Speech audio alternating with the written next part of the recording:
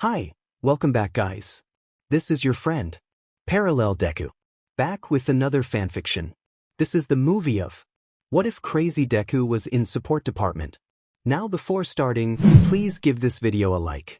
And subscribe to the channel if you want more videos like this. Now let's get into the fanfic. He had always been observant. Watching other heroes and creating notebooks on them, he knew the weaknesses and strengths of almost every hero in Japan by the time he was. Even though this is all good and true, Midoriya's quirkless status reigned supreme in all of his findings. For example, when he was 4-4 and found out that he was quirkless, his little mind went blank. Then his mother burst into his room that night and told him she was sorry. It wasn't a week later that he found his father crying on his knees in front of the front door, a peeling wedding ring placed on the ground with a note underneath it. His mother had left. She couldn't continue to see her son the way he was. Her sweet little boy, in her mind, was broken both emotionally and mentally, and she didn't know how to fix it. So she ran. When he had told Bakugo about it all, the small boy had sneered, and thus the bullying began. On his 11th birthday, Hisashi had seen the burn marks and bruises on his arm when he made the mistake of wearing a short-sleeved shirt instead of a long-sleeved one. He had sat him down for a long while and talked with him about it. He ended up saying that he would talk to the principal. Izuku wasn't enrolled at the school anymore by the time the next school year happened. He was sent to a new school. At age 12 he moved schools again because of the bullying. This time at his third school he didn't tell people he was quirkless. He made up a lie. My quirk is called Analyzer. I can analyze any quirk. Midoriya had beamed at the class, who whispered in excitement. That didn't mean he made friends. On the contrary, he stayed to himself all throughout his middle school years. He didn't join clubs at all, and his father worried about him, so he did what any good parent would do. Tried to find his son's interests. It wasn't difficult. Izuku was an analyzer, so Hisashi made sure to take him places and ask him plenty of questions to make the wheels in his brain work hard. He had given him books on biology, chemistry, mathematics, and literature so his son could use any and all information to fuel his analyzing brain. Soon he skipped to his last year of middle school while being 12 and 1, and he loved it. "I'm back, Dad!" Izuku yelled as he opened the door to the apartment. He could smell katsudon being cooked in the kitchen. "Hey, Bunny. How was your last day of school?" Hisashi asked as he wiped his hands on the apron he wore. The older Midoriya turned around to face his son, who was pulling his long hair into a messy bun. "I ran into this group of girls while walking home. They were looking for their mom, so I asked them if I could help. They gave me her number and they decided to do my hair while we waited." A smile graced Hisashi's features. "I'm glad you helped them out and that they knew their parents' number. Most kids don't do that nowadays." Izuku shrugged, then headed upstairs to his room. When he got there he face-planted into his bed. His room was clean but cluttered at the same time. There were notebooks and pens in stacks on the floor. Books about anything and everything was neatly put on a bookshelf. His room was covered in hero merch, but as much as it was when he was younger. There were more heroes being featured than there was All Might. Midoriya got changed and walked down the stairs to find his dad dishing up some katsudon for the two of them. He walked to the table after his dad sat down and they ate in silence. In the silence, Midoriya's mind was wandering until it arrived at the memory of himself helping those girls. Something sparked in his chest. It was familiar but foreign at the same time until it dawned on him. This was a spark he hadn't felt in a long, long time. "What has you thinking so loudly?" His green emerald eyes snapped up to meet his father's dark forest green ones, only to look away soon after. "Bunny?" Hisashi watched as his son seemed to shrink in on himself. With a sigh he put his chopsticks down and stood to walk over to his son. The man was soon kneeling beside him, and he could hear the rushed muttering he was doing. With a fond smile on his face he poked at his kid's chubby cheeks. "I can't understand you when you do that." Midoriya waited another moment before looking back at his father. He sighed heavily before leaning on the man. "I was thinking about how I helped those girls, and I remembered something." "Like what, champ?" "I remembered when I thought I could be a hero." His father didn't say a word after that. The only thing the older Midoriya family member did was give a hum in understanding. "Let me ask you something." Izuku pulled from his dad in order to look at him again. "Do you still want to be a hero?" Izuku scoffed. I'm quirkless, remember? That isn't what I asked, Bunny. Do you want to become a hero to at least still go to U.A? You know the entrance exams are coming up and you could still try out for it. Midoriya nodded slightly. Can I think about it? Of course you can now eat. I didn't make this food just so it could grow cold. A smile graced itself on Izuku's face as his dad got up and waked back to his spot at the table. Conversation then filled the otherwise empty apartment. Because of plot convenience and I'm slightly lazy, this is a time skip brought to you by coffee. Coffee is amazing. Do you think I could become a hero without a quirk? It's good to dream, kid, but maybe think of things more realistic. The bad part about skipping a year of school and being able to have a full year off because your dad started homeschooling you was you could have instances like these. Now, Midoriya wasn't by any means looking for trouble, but it seemed to find him. Earlier this very day, a sludge villain decided to attack an old schoolmate of his, Bakugo Katsuki. Midoriya was there watching the whole thing. He saw how the heroes didn't do anything when they could have and how they relied on All Might to swoop in. Midoriya was about to save the boy himself, but All Might got there first. When the green-haired teen saw the #1 hero in person, a part he thought had long since died resurfaced, the part that idolized this man, that it became an obsession that motivated his drive to be a hero. After pushing past reporters, Midoriya called out to the man as he was about to fly away. Surprisingly, he was heard. "Did you want an autograph, my boy?" All Might questioned with a smile that could rival the sun's glow. "Actually, I had a question." Midoriya stuttered. When was the last time he did that? "Well, ask away." All Might replied with an undertone of impatience that Midoriya barely caught. "Do you think I could become a hero without a quirk?" Midoriya sounded more hopeful than he felt. He knew the answer, but for some ungodly reason he wanted to be wrong. He wanted to know all his bullies were wrong and he could do something most of them might fail to do. It's good to dream, kid, but maybe think of things more realistic. Of course, Study was right. After that interaction with his childhood hero, he couldn't help the tears that swelled up in his eyes as he turned to walk home. The train didn't sound appealing and he wanted to think. Without noticing, his body led him to what was commonly referred to as the trash pile at Dagoba Beach. He walked out onto the sand. It was shameful, really. This beach must have been appealing. His dad always talked about how it was once clean and he would go on picnics with him. The beach was a large trash dump and Midoriya just glared at it all. Spinning around on his heel, he left and headed home. He arrived, he could hear his dad in the kitchen. Walking in, he sat down at the table and summarized his day. "Well, I wouldn't complain about the beach being dirty." "Why do you say that?" Hisashi shrugged with his back still turned to his son. "Your complaints about it won't fix it. Are you going to fix it?" He was silent, thinking over his old man's words. He was right. Midoriya shouldn't complain about something he wasn't going to fix because complaining did absolutely nothing to help the situation. True, venting about something that was irritating was one thing, but he had been whining about it. "I will." Hisashi turned around to look at him with a confused look. "Huh? I'll clean up the beach since I'm complaining about it. Maybe after we can go on a picnic there." Hisashi just nodded with a knowing smile. The only thought he had was that now Izuku would smell like garbage. Oh well, that's why they have a shower. His neck, his back, his butt, actually his everything hurt. Midoriya had started cleaning up the beach just like he said would. It took him a week just to make it look like something was actually being done to the beach. The good thing though was that he was gaining muscle. How, you may ask? Well, when you have to clean up a mountain of trash that is literally taller than a FING skyscraper in New York, you have to pull heavy things. Thus the reason why he was in pain everywhere. Let's not forget to mention he fell on his, but so many times it must be microscopic now. After tying up his 10th trash bag of the day, he grabbed another and walked back to his pile. The last few things were light stuff, so he shouldn't have to push his limitations anymore. Among the items was a sewing machine, a bike pedal, and an old brown book bag that has seen better days. Midoriya got rid of the sewing machine and pedal first before lifting the bag. He was surprised by the weight of it and the sound of glass bottles hitting each other gently. A part of him was about to just throw it into the trash bag, but the other wanted to look into it. Curiosity got the better of him, and he opened the bag only to be greeted by bottles with different colored liquids and powders. None of them were labeled and he didn't want to smell them either. Checking the bag, he saw a faded paper at the bottom of the biggest pocket. In plain yellow letters it said, Chem Set. Midoriya had a lot of interest since becoming a hero wasn't really a part of his plans now.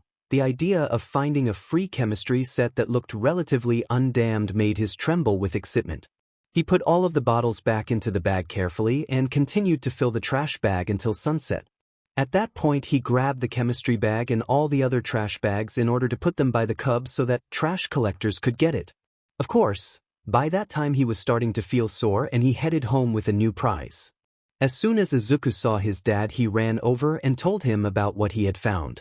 Hisashi told him to slow down, he could understand him and his son won't bite his tongue. That however did not work. Right after his father requested he slowed his speech. Midoriya ran upstairs to take a shower.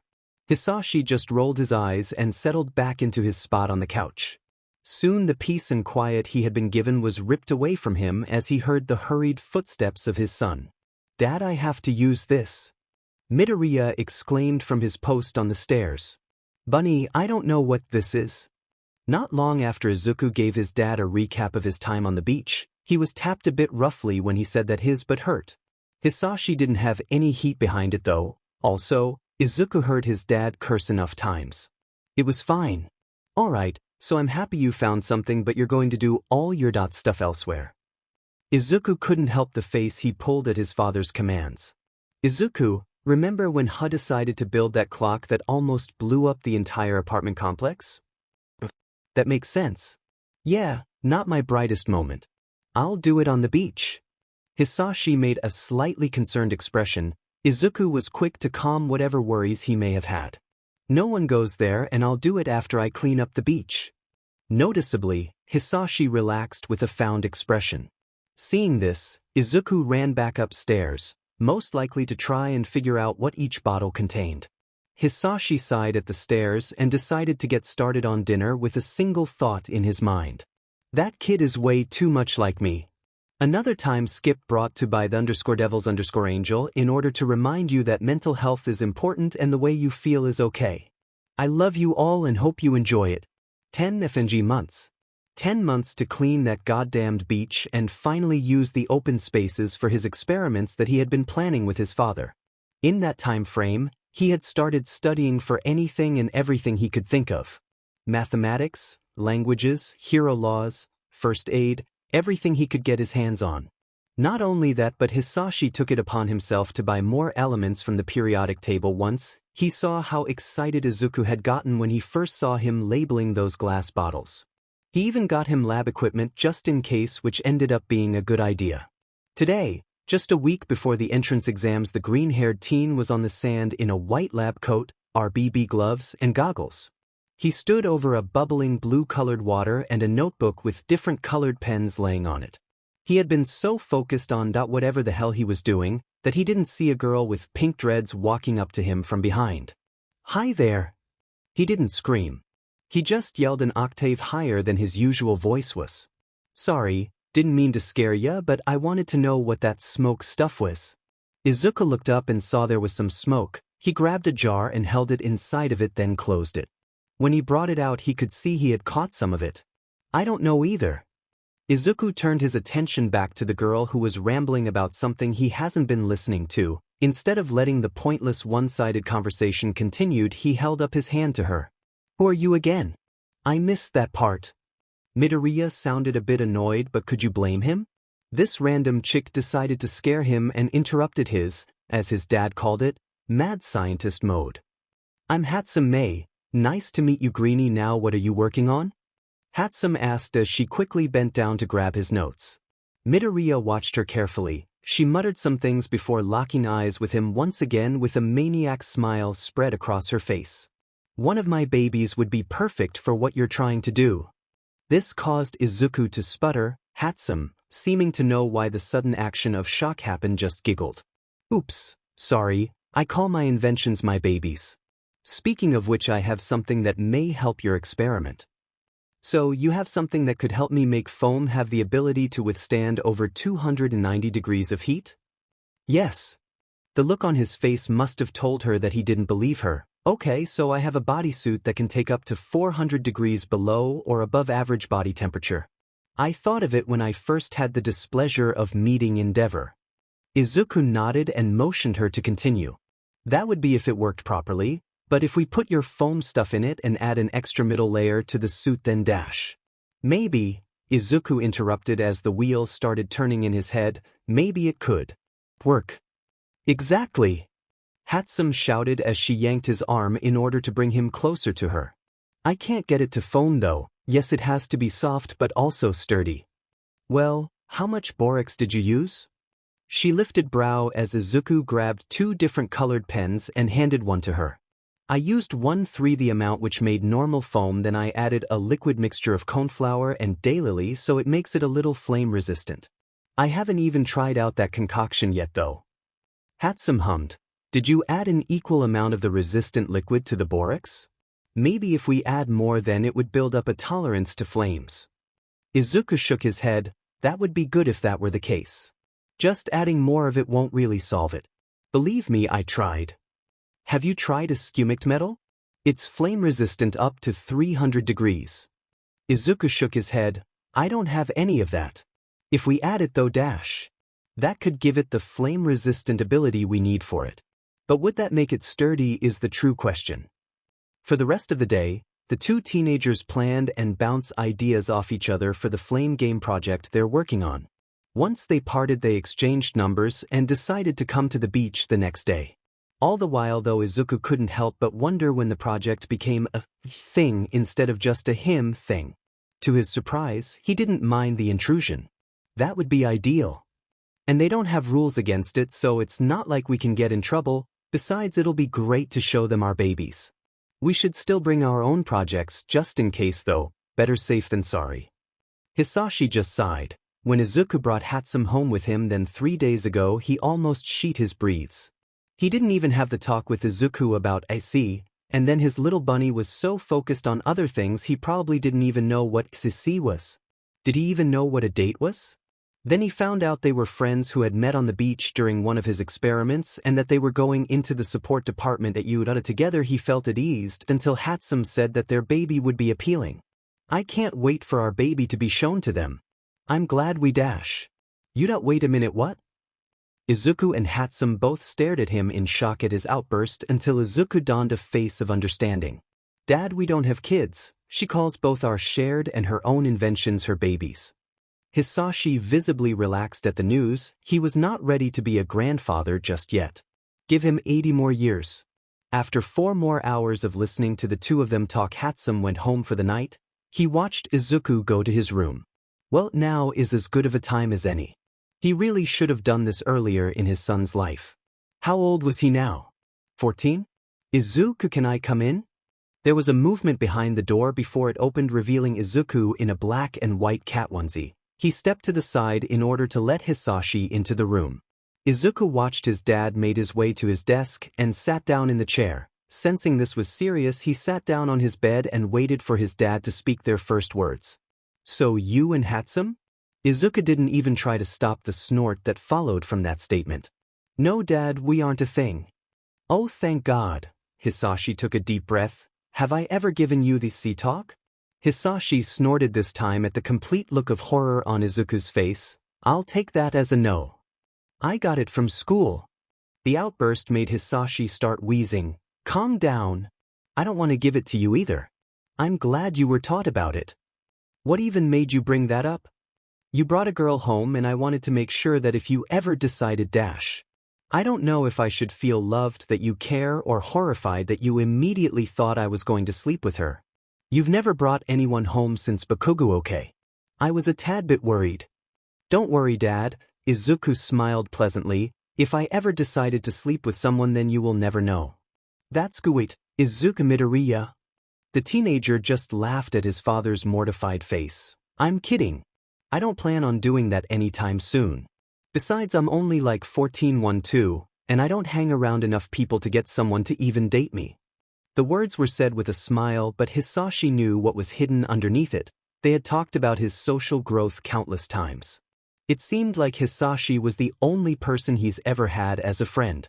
Hey bunny, Izuku looked at him with dull eyes. The same eyes that he had whenever he was thinking about something from his not-so-great past. Those were the eyes that Hisashi came to hate because he knew they only meant pain. "Bunny, come here." Hisashi opened up his arms and Izuku dove into them.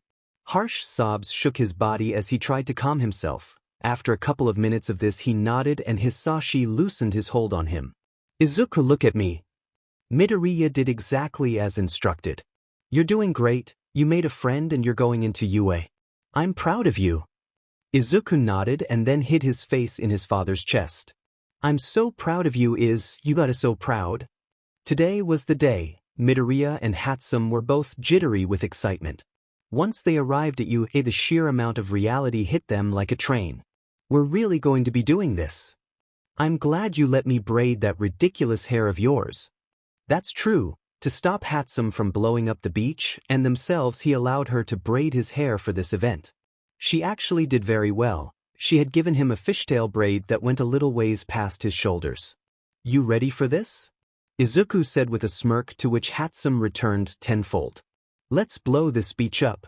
The exam they, along with other kids aiming for the support class, took was difficult. Not only were the questions asking things about safety in the lab, but also how to build random pieces of junk that Izuku never even heard of. Then there was the interview. Most of the kids except for 5 left after the written exam because of their scores. Unlike the exam other classes like the Heroes course took, the support department got their scores right after the last paper was handed in. Hatsume, Midoriya, a girl named Akihiro Aimi, a boy named Arakanatsushi, and a girl named Chisabiti who seemed to be an exchange student were the only people who passed. "I can't believe it! I can't believe it!" Hatsume shouted as they prepared for their interview. "Now all we need to do was get this interview done and boom, we made it."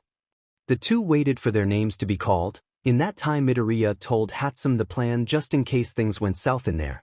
If their joint project flopped, then they would introduce their individual inventions. That way even if something didn't work they could still get in. Since they were the last ones, everything should be good to go. Amazingly, they didn't really have to do anything. Power Loader was one of the judges along with Recovery Girl. Both had actually heard them talking about their inventions and just wanted to poke at them just to make sure it's safe. "Congrats, you both made into the support department courses. Now here are things for your parents. Because we know how inventions can be, and because of some thinking and planning on Principal Nisa's part, you will be living in dorms." Hatsume and Midoriya both glanced at each other wondering what the planning and thinking involved. "Do you both understand?" The green head and pink head nodded as they gathered their things and walked out of the building. In the distance they could hear the screams of other might-be students and felt the vibrations of falling machines and building. "Do you think Dash might be? Or it could be something else, like a hero emergency?" Hatsume gave him a puzzled look while her eyes gleamed behind her goggles. "Hero emergency?" Izuku nodded. "I study heroes. I know most heroes around the world and their weaknesses and strengths. Maybe there's something going on." Hatsume's expression turned into one of a maniac's. "Does that mean we're going to investigate?" Izuku thought about for a moment before an equally crazy smile spread across his face at the idea of snooping behind UA's carefully placed curtain. "Sure. Why not?" When Izuku walked through the door, his father was sitting right next to the door. Then when Izuku told him, he cried, "Dad! You're squishing me!" Izuku shouted as his dad picked him up as he hugged him. "I'm so proud of you!" "But..." Hisashi then sets him down and pushes him away slightly. "Do you still want to be a hero?" This made Midoriya freeze before slowly shrugging his shoulders and scrunching his brows. I don't know." Hisashi slowly nodded. "That's okay. You still have time to figure something out." Izuku just nodded. Hisashi noticed how the atmosphere went from happy to glum. Instantly he hugged Izuku as tight as he dared. The change was small but noticeable. He could feel the way. Izuku relaxed slightly, and so he continued to decrease the stress of his son. "So, what exactly did you show the judges?" The smile that his son gave could have lit the world on fire. "So you're living in dorms and they didn't really give you a straightforward answer as to why?" Hisashi asked with a raised brow as he read over the paper Izuku had just given him. He understood that it would probably be safer and better for an inventor like his son to be close to the school he was learning at. Izuku was his baby, his pride and joy, and he would be dead if he let anything happen to him. At the same time, he understood the school's point of view in that sense as well. If a villain were going to attack, that means they could get information on the students. It would be a game of hunter versus prey. If students were at the school 24/7, then the teachers could keep them safe. Izuku watched carefully as his dad scribbled his signature on the dotted line. After a moment of standing still, he raced upstairs to his room to start packing and called Hatsume. As soon as he shut his door, he whipped his phone out and pressed on her contact. Once he was sure the ringing stopped, he screeched at the top of his lungs. He signed it. So did mine. Then, like the complete weirdos they were, they squealed in unison. For the rest of the night, they talked and screamed about how their future awaited. Wait, when do we move into the dorms? Hatsume asked after their fifth screaming match. Midoriya ran downstairs into the dining room, grabbed the paper, ran back upstairs, then waited a moment before he answered the pink-haired kid. We our dash. Stop talking and catch your breath. We're supposed to be there by 6 a.m. Hatsume went silent on the other end until she let out another scream. It wasn't of happiness but fear. We only have 3 more hours. Midoriya sighed heavily. No. It's only dash. The green-haired teen then looked at the alarm clock on his desk. The digital clock read 3 a.m. on the d. The same stress-filled panic that Hatsume had covered him completely in an instant. In a matter of seconds he screamed too. I haven't started packing yet. Me neither. Another screaming match comes to be as the two teens started packing, both telling the other what they shouldn't forget and asking what they themselves should pack. By the time it hit 5 a.m. Izuku had shaken his dad awake and told him to get ready with a groggy voice. He soon after went downstairs and prepared tea for his dad and coffee for himself. Sadly, it still didn't wake him. It was 5:30 a.m. when they started heading towards U.A The. Hisashi was grateful that Izuku wasn't a morning person in the slightest. He really didn't want to deal with an excited teen so early in the morning. Okay, we're here, kiddo, Hisashi said as he looked over to the passenger's seat only to find Izuku fast asleep. Gently shaking him out of his slumber, Hisashi got out of the car and helped gather his son's baggage. Surprisingly, there were only 2 bags. Just when he was about to ask the freckled-faced teen, a shout was heard and rushing footsteps became clear in the otherwise silent air. Midoriya. Hisashi watched as the girl tackled Izuku, making him spill his coffee on the concrete. My baby done my child at the thing I need to live. Hatsume didn't seem to notice Izuku's turmoil. Why do you look like you're barely escaped death? You made me drop my coffee, the only thing in this godforsaken world that will never leave me, and you dare ask me that? Hatsume just snorted. Aren't you excited? I am. Izuku sighed as he grabbed a bag from his dad and the trio started walking towards the school gates as the sun started to rise. I just don't show it at the butt crack of dawn. Hisashi chuckled at him and stopped at the gate. Well, this is as far as I plan to go. Izuku hugged his dad as tightly as his sleep-deprived body could. Now stay out of trouble, Izuku, look after Hatsume. I don't want to hear about how the best hero school was blown up less than a week before classes start. Hatsume just gave her maniac smile at him, which he sighed in exasperation at. Nothing good came from that smile. Hatsume, watch Izuku. Make sure he stays safe. This time Izuku mimicked the girl's smile, only it looked creepy because of how tired he looked. Hisashi just sighed. Just watch each other, okay? Don't worry about, we'll make lots of babies together. Hatsume beamed as Izuku looked like he was about to fall asleep standing. Hisashi just rolled his eyes and waved them off as they entered through the school gates. Good morning, everyone. Welcome to support and weaponry class. I'm Power Loader, but you all will call me Majima-sensei. Power, Majima-sensei announced as soon as they had gotten to class. The school day started at 7 a.m., so when they arrived at 6 a.m. they only had an hour to get to their rooms, get dressed in their uniforms and such.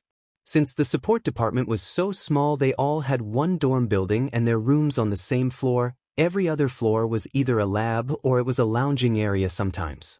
They didn't really explore. Now, because there are only 5 of you in here, we need to know who the others are dash. I'll go first. Hatsume shouted in glee as she tried to drag Midoriya out of his chair. After a full minute of struggling, she picks Izuku up while he's in the chair over her head. Then, like the psychopath she is, She slams him down on the ground. My name is Hatsume, and this is Midoriya Izuku. We're partners in crime and he helps me make babies while I help him with his lovers. To say that BGMI chalked on air would be an understatement. The man almost fell out of his chair completely. The rest of the class was silent before someone screamed and chaos erupted. Midoriya just sighed and cleared his throat loudly, which made everyone turn their attention towards him. Hatsume calls her inventions as well as our shared ones her babies. I, on the other hand, call my chemicals my lovers.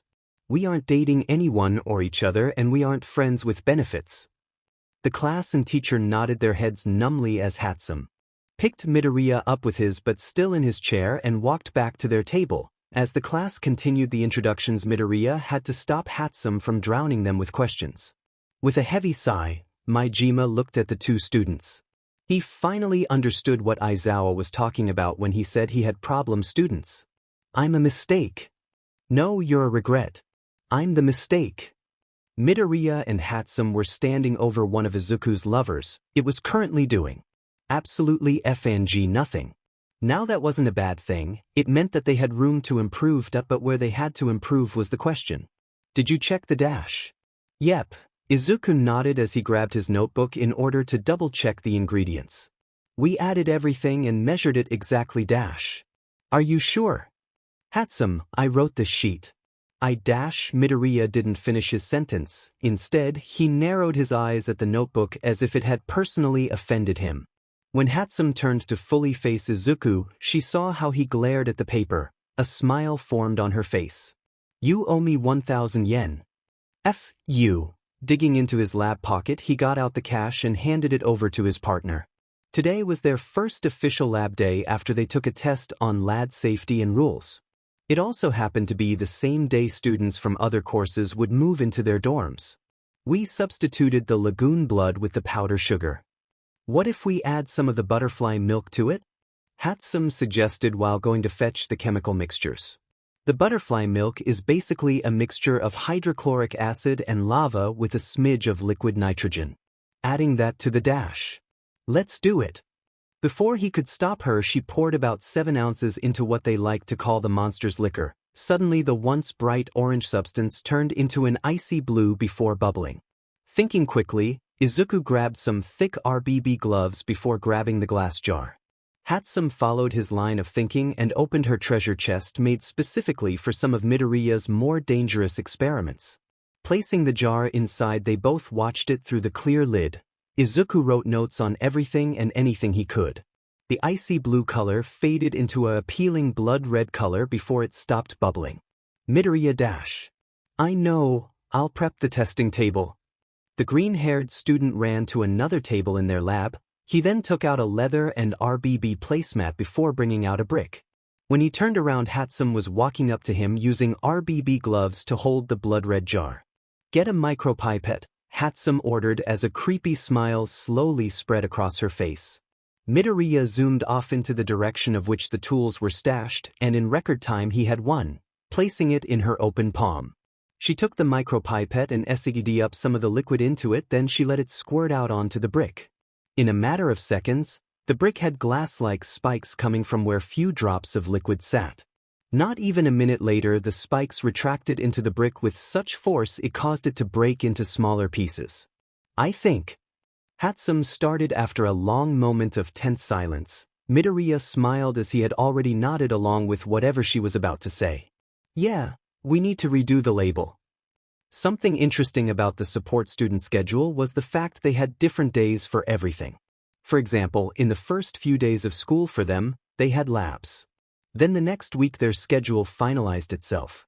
Monday, Wednesday and Friday were lab days. Tuesday and Thursday would be for their core classes. They also get online assignments to make sure they aren't behind. Today's the day all the other classes are going to be arriving. Hatsume squealed at breakfast. She wasn't wrong. Today general studies and the hero course would be showing up. Management as well. Midoriya wondered why they had to come in earlier than everyone else. Right after breakfast, Midoriya walked into BGMI-sensei's class with a cup of coffee in his hands. After several minutes, the rest of the class came inside the class and the lesson began. So today is the third day of your second week. This is the third day of the hero course classes. Since we are the people who make costumes and support gear, we're joining them on the field trip. Don't worry, you won't need to fret about the hostile behaviors that they might have. For some odd reason Izuku had a feeling of dread. He ignored Hatsume's exaggerated hand motions and excited talking. What about this field trip is making him so uneasy? He didn't even know anyone in Class 1A. All right, we're here. Mijima's voice pushed him from his thoughts. As they got off the bus, Hatsume walked up to him and gave him a belt with over 12 pockets. What is dash? I carry all my inventions on me with a tool belt and stuff. I was thinking that you could do the same. Hatsume said with a smile before her face became serious. You weren't listening to me earlier. You had a faraway look. What's the matter? Despite popular belief, Hatsume could calm down and take things seriously. She just didn't do it often. I'll let you know when I figure it out, Midoriya answered as he put the belt in his waist of his legging-like breathes. Since this was going to be or might be a messy activity, Mijima-sensei didn't want to hear complaining about their uniform. Sadly, he didn't have gym clothes for them, so he just had them dress in any athletic wear they had. Izuku wore his long hair in a messy bun, black leggings and a black workout shirt that showed off the muscles he had. While he didn't go to the gym, he still went to the beach to clean up any trash, and he lived with Hatsume. Every activity they do together ends up with the two of them running or picking some heavy objects off the ground. Hatsume wore gym shorts. They stopped just below her knee, her goggles and a bright blue workout shirt that showed off her own muscles. And there goes Class 1A. The entirety of Class 1F turned towards the street and saw another bus pull up and stop. When the doors opened, they watched as Class 1A walked off. The dreadful feeling morphed into straight panic as he saw one of the students standing off to the side. He had blonde spiky hair, crimson eyes. Kaken. Izuku whispered as his eyes widened. All of a sudden he felt a pain spike in all parts of his body. There was a burning sensation on his back, wrist and both arms. His ankles felt sore and his nose felt like it was bleeding. Midoriya's breath started to quicken. He blindly grabbed whoever was closer to him. Ria! Midoriya! Hatsume's voice shook him from his thoughts, though it didn't keep him from feeling like he couldn't get enough air. Can you hear me? Tap my wrist if you can hear me. The voice no longer sounded like Hatsume. Forcing his eyes to focus on the person in front of him, he saw Akihiro. Midoriya, if you can hear me, tap my wrist, Akihiro demanded softly. Slowly he tapped her wrist. He then looked around to see Hatsume and the rest of the class about to head into the building. Class 1A was also at the door being instructed by the space hero, 13. Hatsume is reassuring everyone that you're okay. She didn't think you would like more than one person helping. She herself isn't really good at handling stuff like this. Midoriya just nodded slowly before getting. The two teens walked in silence from that point on. Once Midoriya stood by Hatsume at the door, she grabbed his hand gently. Her action was slow enough to allow him to pull away if he ever decided that was something he wanted. Alright, Class 1F is going to be joining us today. They're the ones who made your hero gear. Please understand that they are only watching, not participating. Aizawa-sensei noted right after 13 got done telling him something. Izuku and Hatsume gave each other a glacé that must have something to do with All Might not being here and the reason everyone lived in the dorms. Both classes walked into the USJ. Someone in front of him with spiky red hair let out a low whistle. This place is like the Universal Studios of Japan. A few heads nodded in agreement. 13 then went on to talk to the hero class while Class 1F walked around, waiting for the trials to begin. It was Hatsume that noticed it first, a name purple spark right in the center, then it grew. Biddy let out a shriek that alerted the teachers there that something wasn't right. Eraserhead pulled Biddy behind him in order to keep her as far away from whatever was happening as possible. 13 protect the students and get All Might here now. I'll handle this. Just as 13 got in position to do what has been commanded by the man, a group of people stepped out of the purple porta. A man that looked like straight-up mist stuffed into a tux came out. Then a man with hands all over him, one cover his face. It looked like they were the only things holding him together. After him, a bird-like creature came out. Its brain was exposed and its eyes were pooped out of its head. We are the League of Villains. We're here for All Might. The man with hands all over his body shouted. Aizawa rushed forward, his capture weapon flying out towards him. The misty villain held up a hand and a large warp gate flew towards the teacher. Power Loader barely grabbed him in time to move him out the way. 13 used her quirk, Black Hole, to try and SEK up the blast. Hatsume grabbed his arms and his vision soon filled with leaves from a bush. Midoriya turned to his side and saw Hatsume beside him. What the F is going on? Hatsume hissed as she peeked out of the bushes only to see 13 laying in the ground unmoving. I don't know. Izuku looked at his belt and saw nitrogen in a small bottle. We have to do something about it though. Hatsume gave him a frown before she took out little metal ball that Midoriya knew were bombs. Do you have a plan, Mr. Save Everyone? Nope. Wing it and hope for the best? Izuku gave her a maniac smile that she matched. Yes, sir. The two teens snuck out of the bushes just in time to see the bird creature slam Aizawa-sensei's head into the ground for the second time.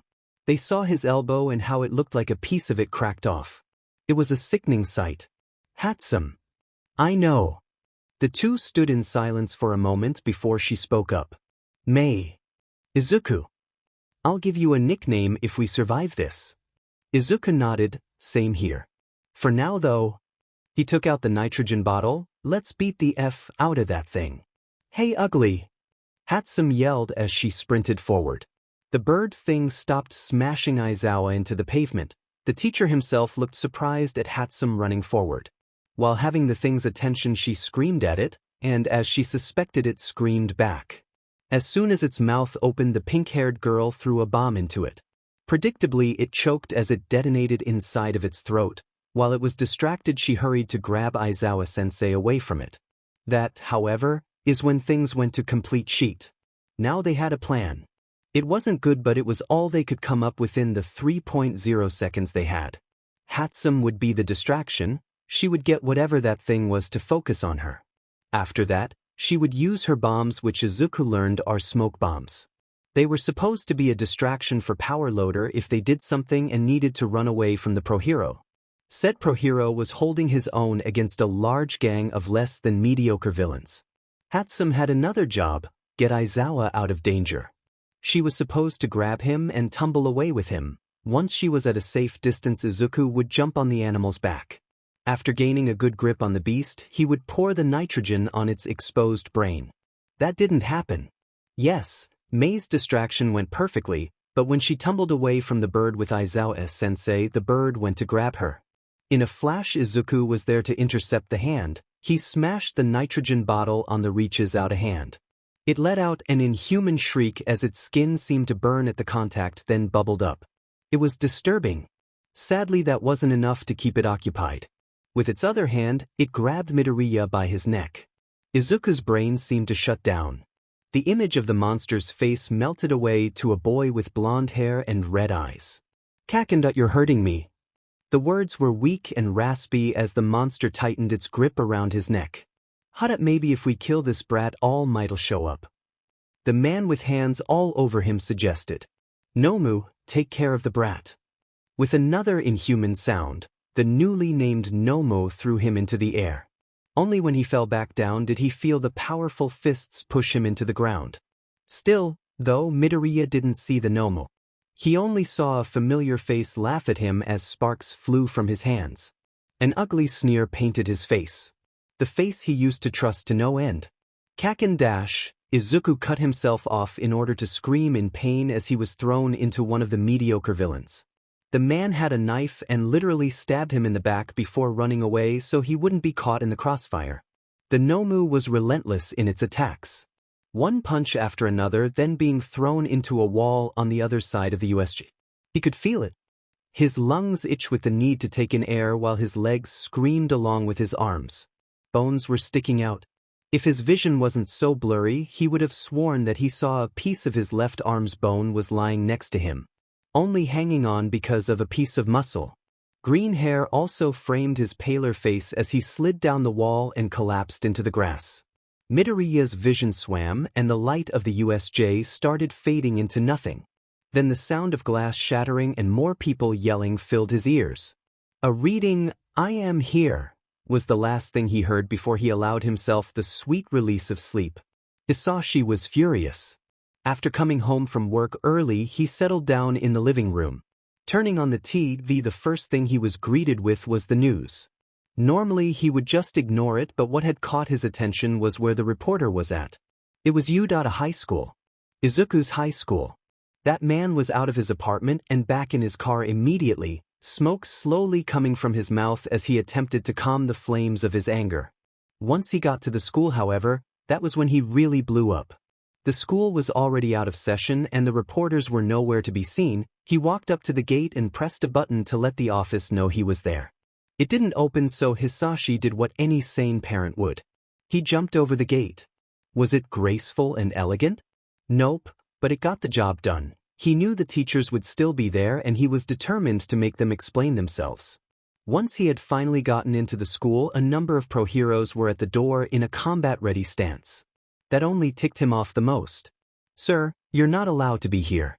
"Visiting dash. Where is my son?" All of the pro-heroes froze. All Might, however, stepped forward. "Sir, what do you mean by that?" "What I mean is that my son goes here and there was an attack. He hasn't called me saying he was okay. Your teachers didn't call me to assure he was fine. I had to find by the news, so please tell me where my son is." All Might took another step forward. "I understand you are upset and I apologize on behalf dash. Listen to me, All Beach." Hisashi walked forward to be in the man's space. All Might looked shocked as well as the other heroes there, but the number of Fs Hisashi gave was less than, "I don't care if you're the number one hero. I don't care that you're sorry on everyone's behalf. My son was here when that DMN attack occurred, so you better tell me where he is." All Might was just about to offer another excuse to get him to leave the property, but Hisashi just about had it with the guy. "Oh no you don't. You may be the number one hero, but as of right now I'm an angry single parent who will raise hell and pour out so much fire Endeavor would be jealous." Hisashi's eyes were blazing with both fury and worry. The biggest hero walked back towards the others with a shocked and fearful expression. "Now I'll ask this one last time. Where is son?" The first thing Izuku became aware of the strong scent, if disinfectant, that seemed to have settled inside the room. When he opened his eyes, he was greeted by bright white everywhere and blinding lights. He turned his head over only to see black hair next to him. Even though he could see the black hair, it was blurry, as if he was seeing through a carnival mirror. His heart rate must have sped up because the monitor was now beeping furiously. The black-haired individual sat up quickly and Midoriya's heart calmed at the sight of his dad. His forest green blurry eyes soothing him instantly. "Bunny? Bunny, oh my god, you're okay?" Hisashi sighed in relief with a smile directed towards Izuku. The bedridden teen tried to smile back or at least say something but couldn't. A moment of panic set in as he looked at his father for help. The man only sighed before giving him a sad but fond look. "Bunny, they had to wire your jaw shut? You had surgery on it. You were roughed up quite a bit." As soon as the older Midoriya said those words, a woman who he assumed was the doctor came in. Then, when she saw him staring at her, she gave a smooth and happy smile. "Good, you're awake. So I won't ask you anything because of your mouth, so instead, I'll read you or at least remind you of what happened." Izuku nodded as much as he was able to. Once he did, though, he saw the extent of the damage done to his body.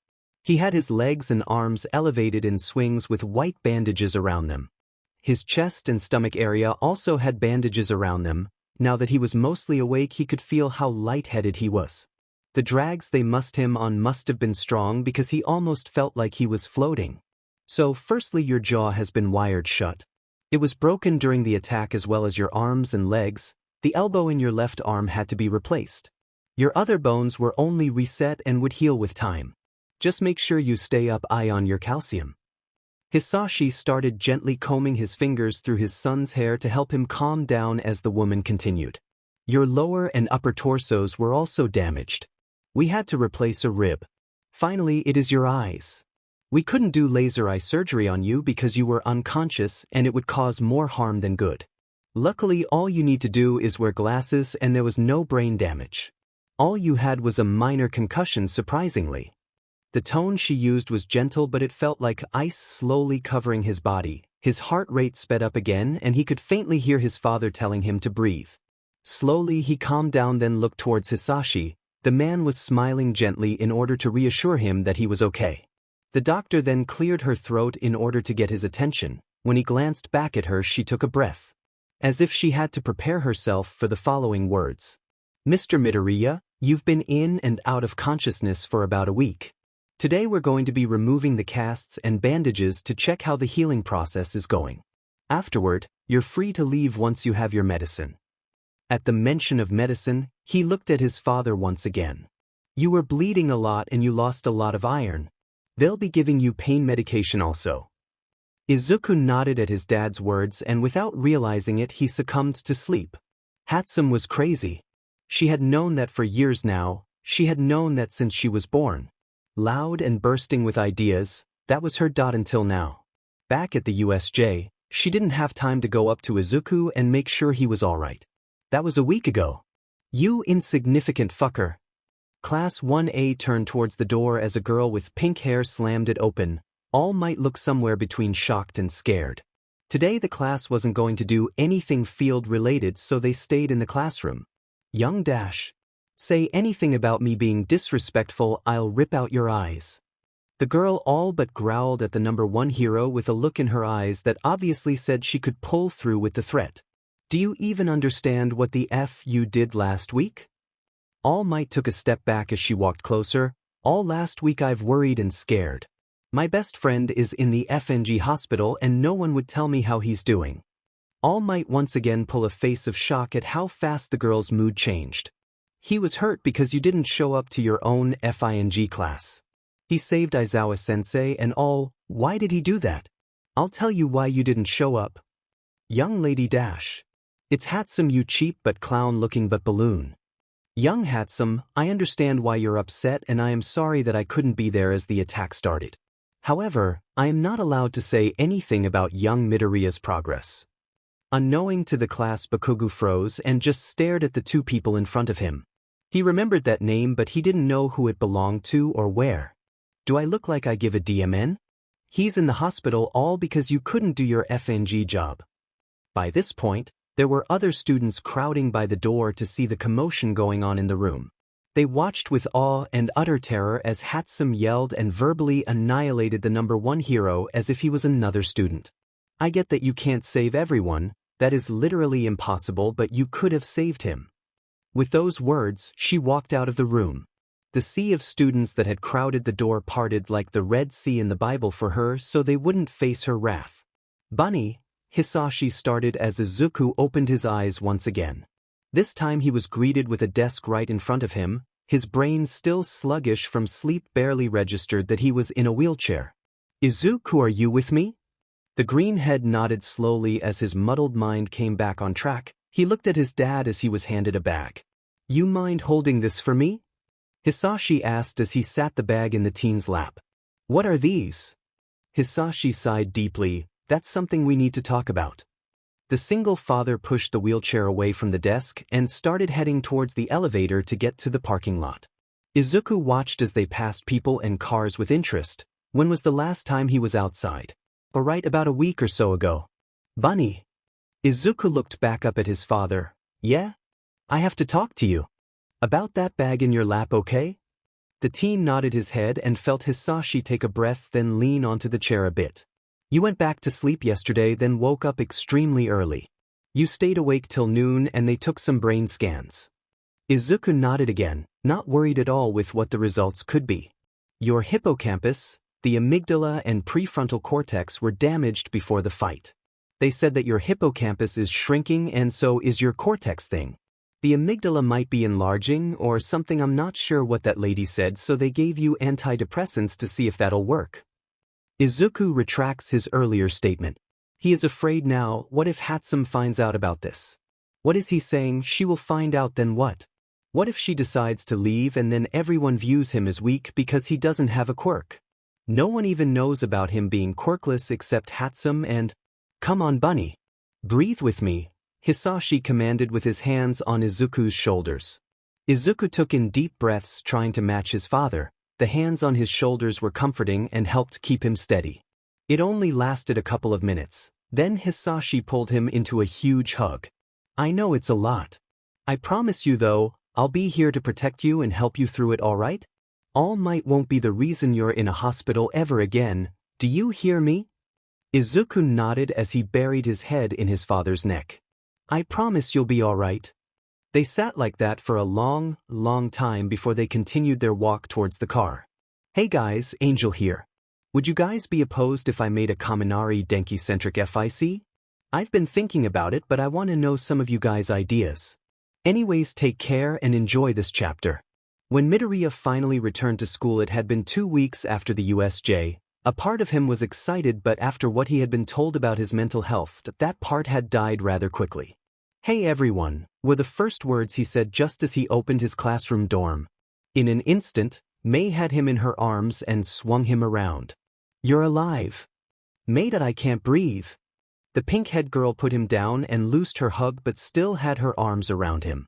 Power Loader came up to him soon after he was put back on solid ground with a packet in his hands. Hatsume said that you would hate to be behind, so all of your teachers made a packet for you. Hatsume growled at the teacher. He just got back.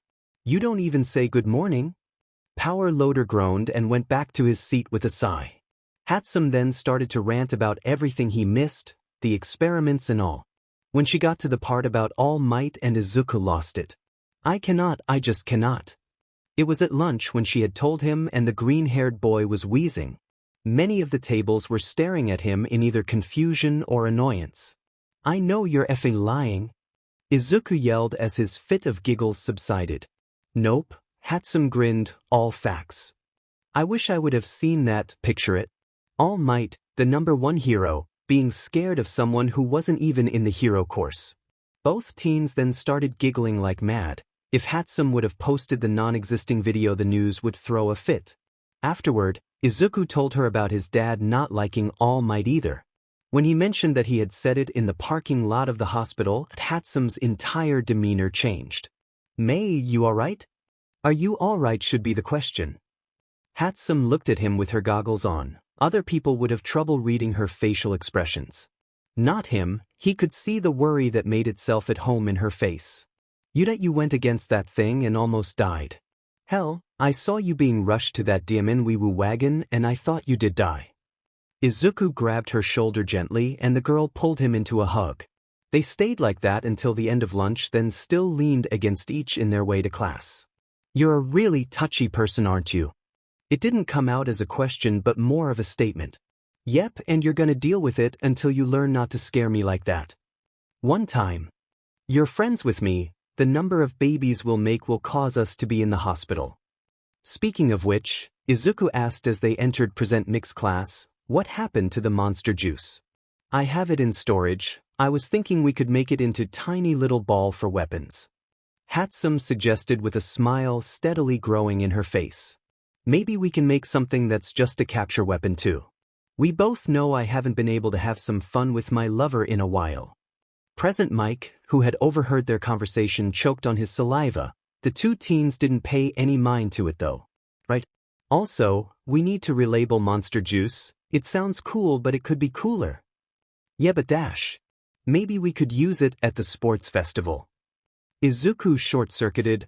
The what festival? Mei looked at him for a minute before her mouth formed an O shape.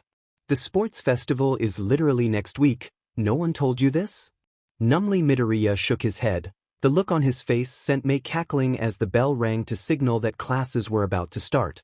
At this point, just drop kick me into the sun. Mei wheezed. She could barely breathe at this point. The entire class was looking at them with tried, exasperated faces. Even Mike, who's usually up for chaos. You know, Wheeze, there's a girl in class 1A who could float you into the sun. The words were barely understandable because of how hard she was laughing. Izuku got up and started walking to the door. Midoriya, where are you going? Present Mike said with a heavy sigh. To ask someone to float me into the sun.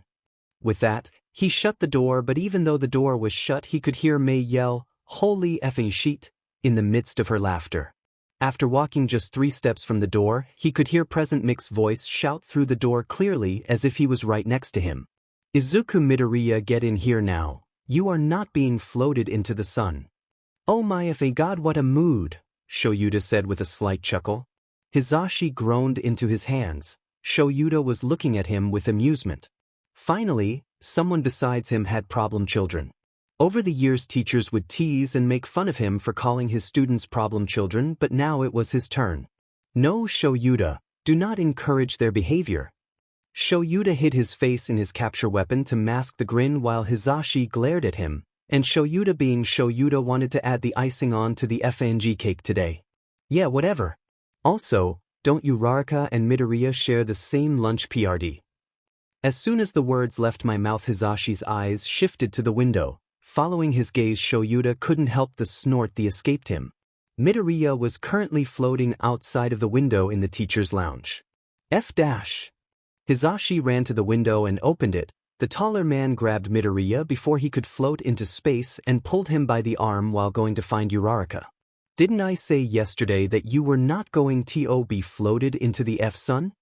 The green-haired boy had the guts to look bored as he was being dragged down the hallway. Shoyuta followed with his camera trained on them. He was loving this. That was yesterday. Today is today and you didn't say no today. Izuku Midoriya, I swear to God dash. Do you even believe in God? Your language proves otherwise. You are in detention for the rest of the month. Do you hear me? With your quirk, it's difficult not to hear you, Present Mike. Keep the sass and you'll have 2 months. Okay, where are we going? To find Uraraka and have the both of you explain what the F you were thinking. Midoriya's bored expression melted into one of glee. She didn't do this. I did. Just outside of the lunchroom, the pro-hero stopped, then turned to grab Midoriya's shoulders. His eyes were full of worry and anger, mostly worry though. You have 10 seconds to explain everything. So Midoriya explained everything while looking like an excited puppy. Then he mentioned Mei Hatsume and Mike looked livid. Shoyuta was struggling to keep his composure at this point. Hisashi kicked the lunchroom doors open. All the students were already looking at the doors with slightly shocked and scared faces. I Hatsume get your butt over here this instant. Everyone watched as a pink-haired girl with goggles stood up smiling like a maniac. Mimi run. Izuku could barely make out the words because he started giggling. With a cackle, the girl took out a pink ball thing and smashed it onto the floor. For a minute pink smoke filled the room and once it disappeared, Mei was nowhere to be seen. Mike turned to face Midoriya, who was flat out crying from laughter. You are in so much trouble. The duo left with Shoyuta busy video typing still while the students were left to wonder what the hell was going on.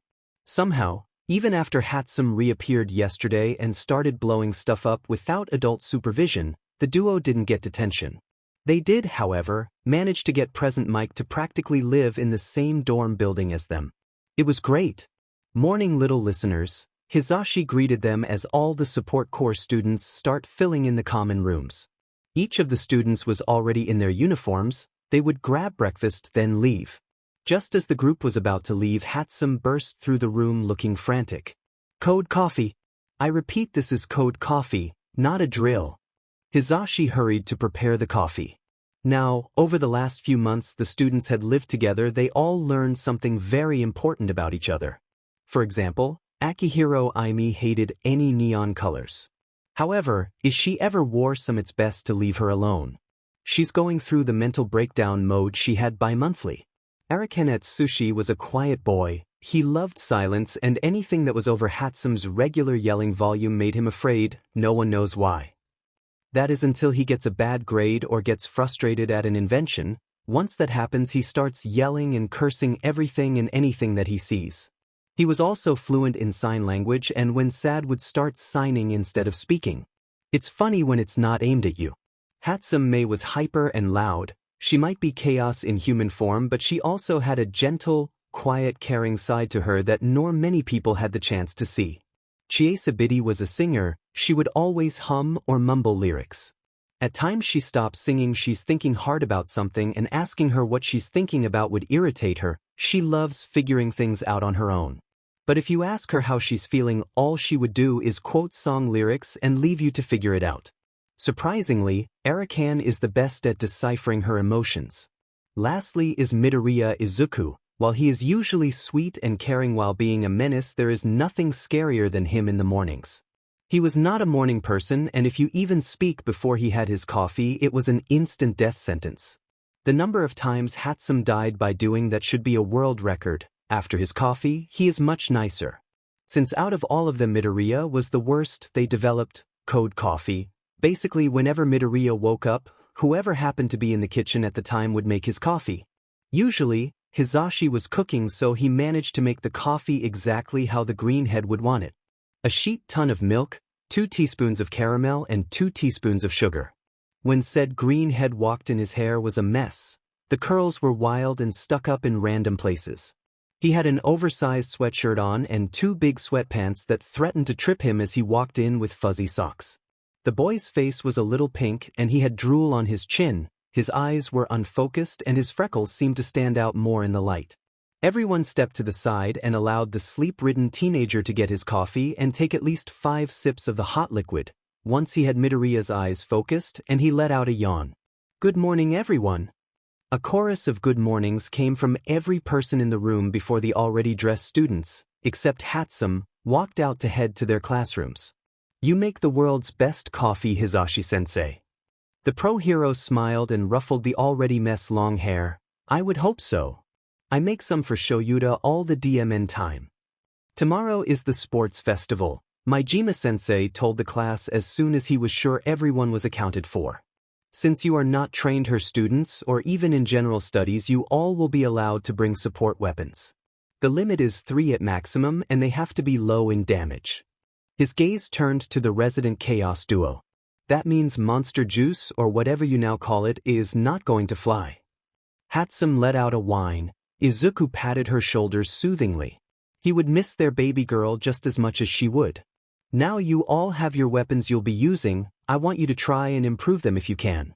This will be a good time to show what products you'll be able to market in the future. Think of this as a large advertisement for you all." Once he said a few more words, the class was dismissed to upgrade their gear. Midoriya had been doing so ever since he was told about the event happening not even a month ago. So far he had the pink smoke bombs that Hatsume made, he only added a shock factor to them. Basically, anyone caught in the dust will end up getting shocked just a bit. Next was a bow staff. It wasn't a regular staff. This baby turned into an anti-gravity stick that when held up horizontally would allow him to float. He had made it with Mei's hover boots in mind. He knew they would team up for the event. They pinky promised. And you never break a pinky promise. Not if you want to live anyways. Greenie? Absolutely not. While working, Mei decided to try and come up for a nickname for her partner in crime. He had many for her, which included Mimi, B.B, or Insanity. B.B stood for Boss Beach, which was fitting since the incident with All Might. "How about Bunny?" Izuku just giggled. "My dad calls me that." "Pine Tree? Too long." "How about Dash?" "If you say Broccoli," he stopped messing with his staff and glared at his best friend, "I will not hesitate. Beach." Mei laughed loudly. "Fine. How about Slot?" Izuku gave her a deadpan look. "I haven't even kissed anyone." There was a gleam in the girl's eyes just as the words left his mouth. Inwardly he sighed. So, Izuku Midoriya is not only a bottom, but a version as well, DMN. Whoever UF is gonna be lovin' life. Or whoever F's me. True. Majima-sensei, as well as the rest of the class, didn't even spare a glance in their direction. Everyone was so used to their conversation topics that it turned into background noise. "Maybe Jade?" Izuku stopped fiddling with the wires in his hand and stared at the girl in front of him. "Jade?" Mei shrugged. "Your hair is green like the rest of your closet." At this point, I'm shocked that I'm only coming up with this now. The two chuckled, then started talking about their inventions. Hatsume had asked him to help her create a bomb that temporarily leaves her opponents paralyzed. Even she was scared at the look that crossed the fluffy boy's face as he agreed to help her. She also made gloves that looked like regular exercising gloves but doubled as a shield. Both made fast work to create other support items. After all, they didn't need to just have only 3 options the entire time. They just had to have 3 at maximum. The day of the sports festival. Izuku was a mess. When he awoke that morning, his hair was everywhere. His eye bags were huge since he stayed up all night creating new weapons and theorizing. Then he got out of bed and noticed that he had yet to wash clothes, so he had no uniform. That's fine, he could get away with wearing his PJs or he could steal Hatsume's uniform. Then he had gone downstairs only to find that his coffee wasn't ready and his dorm mates, even Arakan, were speaking loudly about how excited they were. Ignoring them, Midoriya had walked into the kitchen only to find that his normal coffee had been replaced by decaf, which led to everyone cowering in a corner in fear of him. I only want to talk, I promise. Just tell me who suched my beloved coffee and I'll forgive you. No one said anything. They knew better not to say anything or even claim they didn't do it. Hisashi didn't get that memo though. When the man had walked in and heard what Izuku had said, he yawned and answered, "Oh, I did. I didn't want you to get addicted to caffeine." The silence was deafening. "U.A did what?" A growl escaped the greenhead's lips and he lunged at the still sleep-ridden teacher. Hisashi didn't have enough time to prepare himself for impact. The class watched in horror. While Izuku was busy trying to kill the pro hero, the rest of the class ran to Power Loader and explained the situation. Their teacher didn't even try to save Present Mike. The scream that followed less than a minute later would be stuck in their minds forever. After Izuku had finally gotten his regular coffee and almost committed murder, he put the precious liquid into a mug, then grabbed his things to leave. Once he left the dorm building, he remembered that he wasn't in uniform and his hair was a mess. The teen shrugged to himself. At least he had shoes on, washed his face and brushed his teeth. Sadly, that wasn't the end of his terrible morning. On his way to the main building, a couple of students accidentally shoved him, which made him drop his coffee. My coffee. Izuku turned towards the boys, and if the fear on their faces were anything to go by, he must have looked furious. It was only by the grace of God that he didn't actually kill those kids. Finally, inside the building, Izuku made a beeline for his classroom, wanting to get there before the bell rang. Then, as if the universe decided it wanted more entertainment, he ran into someone. "Sorry, I didn't see you there." The voice was slightly monotoned, but he could hear the faint tone of worry in it. Izuku looked up to say it was okay, but the words died on his lips. The boy in front of him was breathtaking. He had dark purple eyes and indigo hair that stuck up as if it defied gravity. He was taller than Izuku, not just because his butt was on the floor, and Izuku could see the muscles the boy had. Midoriya mused slightly, wondering if he had a sick pack underneath his uniform. "Hey, are you okay?" The stranger's voice brought him out of his thoughts. His voice was deep too. Midoriya quickly stood up and played with his already very messy hair. "I'm fine."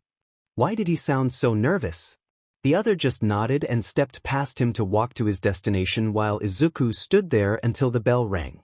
In a flurry of movement, the green-headed teen rushed into his classroom looking frazzled and flushed. Luckily, Majima-sensei had enough common sense not to get on Midoriya for his clothing or his tardiness. He didn't want to be killed like he was sure Present Mike was. "Today is the sports festival," the pro hero said instead. "Get ready. It'll be starting soon." Dismissed. Midoriya couldn't help but sigh. This, he thought, was going to be a long day. When the sports festival started, Izuku could not have been happier that Mei teamed up with him. After being announced by classes and having Midnight explain their fist obstacle and the rules, he let out a sigh. It was an obstacle course. Mei and Izuku lined up at the finish line together, and as soon as the countdown was over, he used his anti-gravity bowstaff stick to lift himself over the competition. Hatsume then used her boots and grabbed a hold of his waist, so they were both flying over the crowd at a appealing 40 miles per hour. Besides, flying meant he could keep his phone on him. He didn't trust some U.A kid not to steal it, and he made it himself. While flying over the competition, they watched as other students took down robots, went over the large ditch thing and minefield. It was hilarious to see this weirdly familiar blonde kid and duo-colored hair student fight each other as they crossed the finish line. The look of shock on their faces, priceless. Hatsume, Mei, and Midoriya Izuku from the support department take first place. Present Mike yells into his microphone to be heard over the cheering crowd. "I can't believe that actually worked." Mei cackled as they both gently landed. "We're FNG geniuses, beat B. If it didn't work, I would ask Recovery Girl to make sure we're okay," Izuku commented with sass. The smiles they wore could have brightened the world, at least until In second place we have Todoroki Shuto and Bakugu Katsuki from Class 1A. The crowd cheered but it didn't seem as lively, but Izuku didn't notice. He had focused in one of the contestants' names. Jade? Izuku? Midoriya? Bro is everything dash. Hatsume reached out to touch his hand, wanting to shake him out of whatever stupor he was in. As soon as she touched him though, he let out an ear-shattering scream and stumbled away. Other students whipped their heads around to only see a messy green-haired student breathing heavily with wide and unfocused eyes.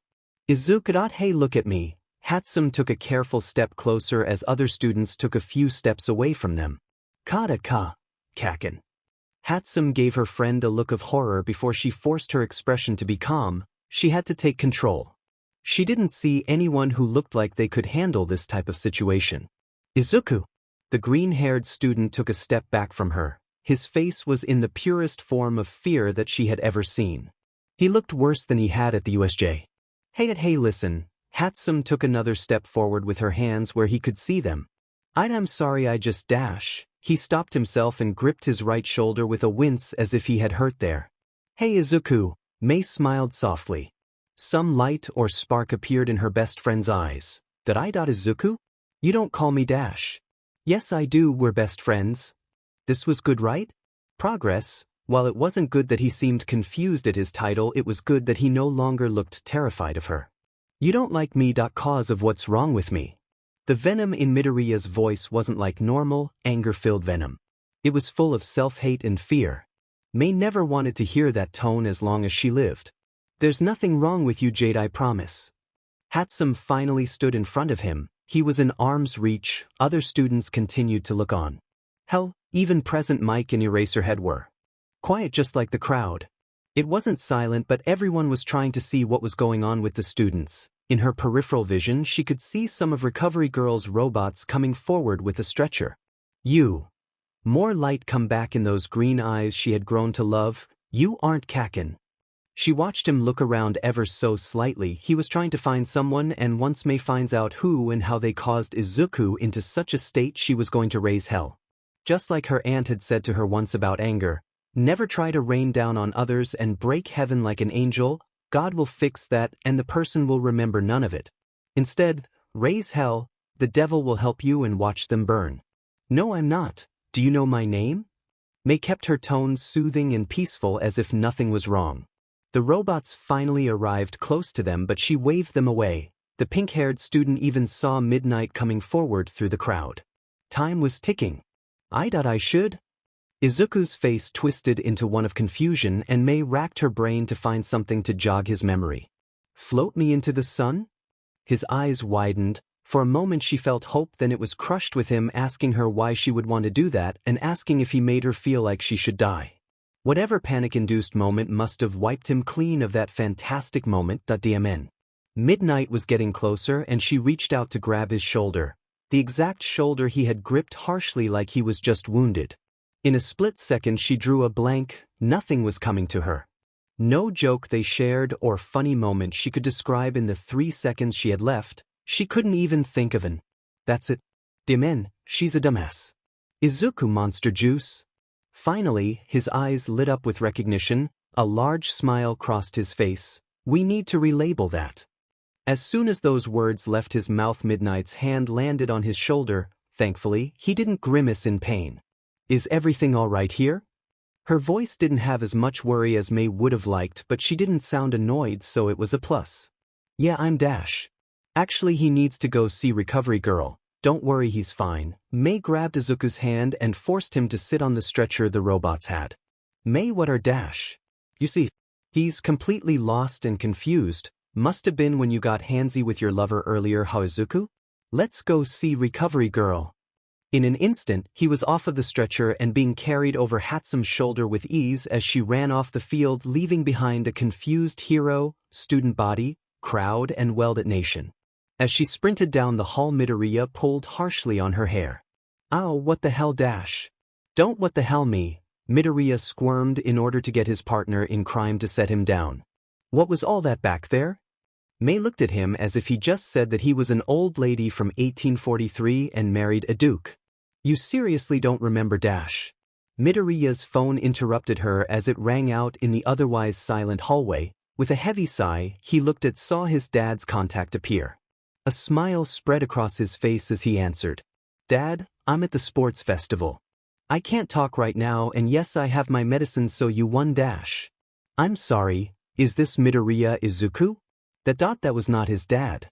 A horrible gut-wrenching feeling exploded inside of him. For some reason he started freaking out. Why was he freaking out? Yes, who is this?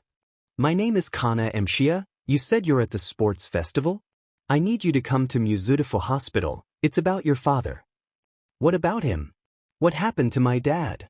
Mei was now worried at the frantic tone in his voice, but she didn't say anything. Not yet. We shouldn't discuss this over dash. Tell me what happened. Izuku's body shook. From the worry and tears or the anger at this woman for not giving him a straight answer, he didn't know. The line went quiet as if this Kana woman was trying to be dramatic. Then with a sigh and slight hesitation his world came crumbling down. Your father is in the emergency room as we speak. He was in a car accident. Izuku? Hey, aren't you? Faster. Run faster. Faster. It was silent as he waited, no doctor or nurse coming out of those double doors with any news of his dad. There was nothing outside but inside. The inside was so loud. Every thought of what could have happened and what can happen as he just sits there waiting. Izuku had told Kana, or whatever her name was, that he would be there in 15 minutes. He somehow made it there, and the woman was small and thin. She had big green eyes and black as night hair. Her face had deep frown lines in them as if she had seen far too much from a young age, and it still sat heavy with her in her later years. As soon as he arrived, she told him everything she could. His father was in a devastating car crash. It was a miracle he survived long enough to even get to the hospital. When he had asked why she had called him, she just answered saying that he was on his emergency records. When did he do that? Was that even FING legal? It didn't matter. As he walked quickly down the halls of the hospital with Kana as his guide, he finally made it to the ER, and he's been in the same position. Sitting silently, praying to whatever higher power that was out there that his father would make it through. He needed him to make it through. Hatsume had called his phone 1,000,000 times and texted even more, but he ignored each call and message. He couldn't stop staring at the doors that held his old man in them. After what felt like forever of him sitting alone, he heard footsteps coming closer. With an unexpected amount of energy, he turned his head only to see a nicely built and pretty woman in her early 40s or late 30s walking towards him. She had green eyes and black long hair. There was a man on her arm as well, possibly 6 feet tall easily. Strikingly bright orange hair that stood out against his dark suit. Both looked displeased to be here. Just as they were close enough to him, the doors opened up and a woman in a long white lab coat walked out. Midoriya tried his best to ignore the bloodstains her coat was covered in. Are you Dash? Midoriya took this moment to stop the woman from giving any information to the two strangers in the room. How is my father? His tone was cold despite the worry on his face. Why did this lady try to bypass him as if he hadn't been sitting there for hours? Oh, you must be Izuku Midoriya. The woman's face became dark and her brows creased in the center of her forehead. I am sorry, but we couldn't save him. Every breath he held was released. The hallway seemed to shrink in on itself and the floor started moving on its own. The voices of those around him faded into nothing as he stared at the doors. The doors that held his number one supporter. His best friend. His dad. A hand in his shoulder brought him out of his thoughts, and he whirled around to see the woman standing behind him. It was as if she was moving in slow motion. Her arms tried to circle around him, and he pushed her away as gently as he could. Who are you? The woman sighed heavily before looking at the man she had brought with her. Upon closer inspection, he could see wedding rings on their fingers. So she was married. Good to know. I told you Hisashi didn't mention me to him. He forgot about me. Her voice sounded disappointed but not surprised, but that didn't really catch Izuku's attention. The name. This stranger had called his father, who had just died, by his name. Who the hell Dash? Just tell him who we are. Harumi is waiting in the car with Chie, and I don't really believe she's the best babysitter. The man had a bored tone which irked Midoriya a bit as he wondered who those names belonged to. His eyes widened a fraction. They are married, so maybe those were their kids, but that doesn't explain why they're here. He ignored the way his mind wondered about whoever this Harumi child was and why he would speak ill about them in front of a stranger. All right. The woman's green eyes turned back towards him and a sense of familiarity came crashing into him. Izuku, I'm your mother Inko. My husband Daiki and I will be taking care of you from now on. The _Devil's_Angel apologizes for interrupting our usual program but comes with an urgent message. You all know the Heathers musical, yes? Well, did you also know that My Hero Academia also exists? Yes, you did. How would you guys, after this FIC, like to have a crossover of the two? Just food for thought. The next chapter will be the usual update. I just had to get this out cause that I have an idea. I'm sorry, but I don't have a mom.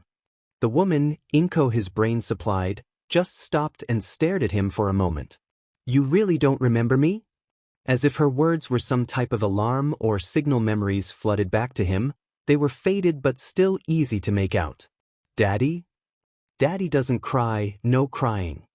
The green head was watching himself and his dad as if he were watching a movie. His younger self ran up to his father while begging him not to cry. The man on the floor was not the father he remembers. This man was sobbing and shaking mess, desperately clinging to his only child as if he was going to leave him too. That's right, Inko had left them. Another memory slowly took the other's place. He was a bit older now.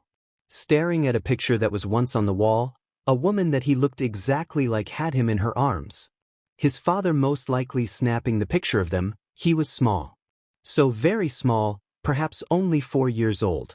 This was one of the only pictures of his mom.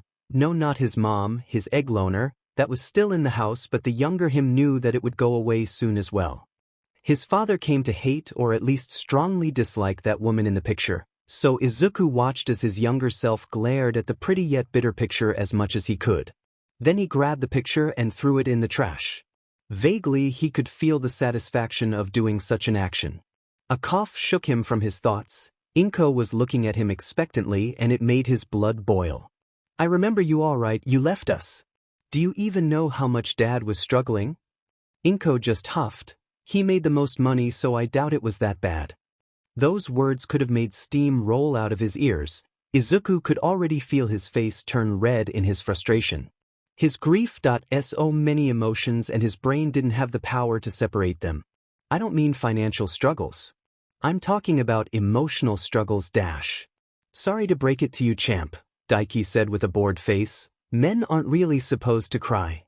For the sake of not wanting to murder this guy because he would get instant help since they're in a hospital, he ignores the man. However, he mentally tells him to F off with his toxic masculinity. You don't have to be physically struggling just to be struggling. Izuku finished with a glare. In his peripheral vision, he could see the doctor going back into the operation room. Possibly to give them some space or to prepare the body. Probably both.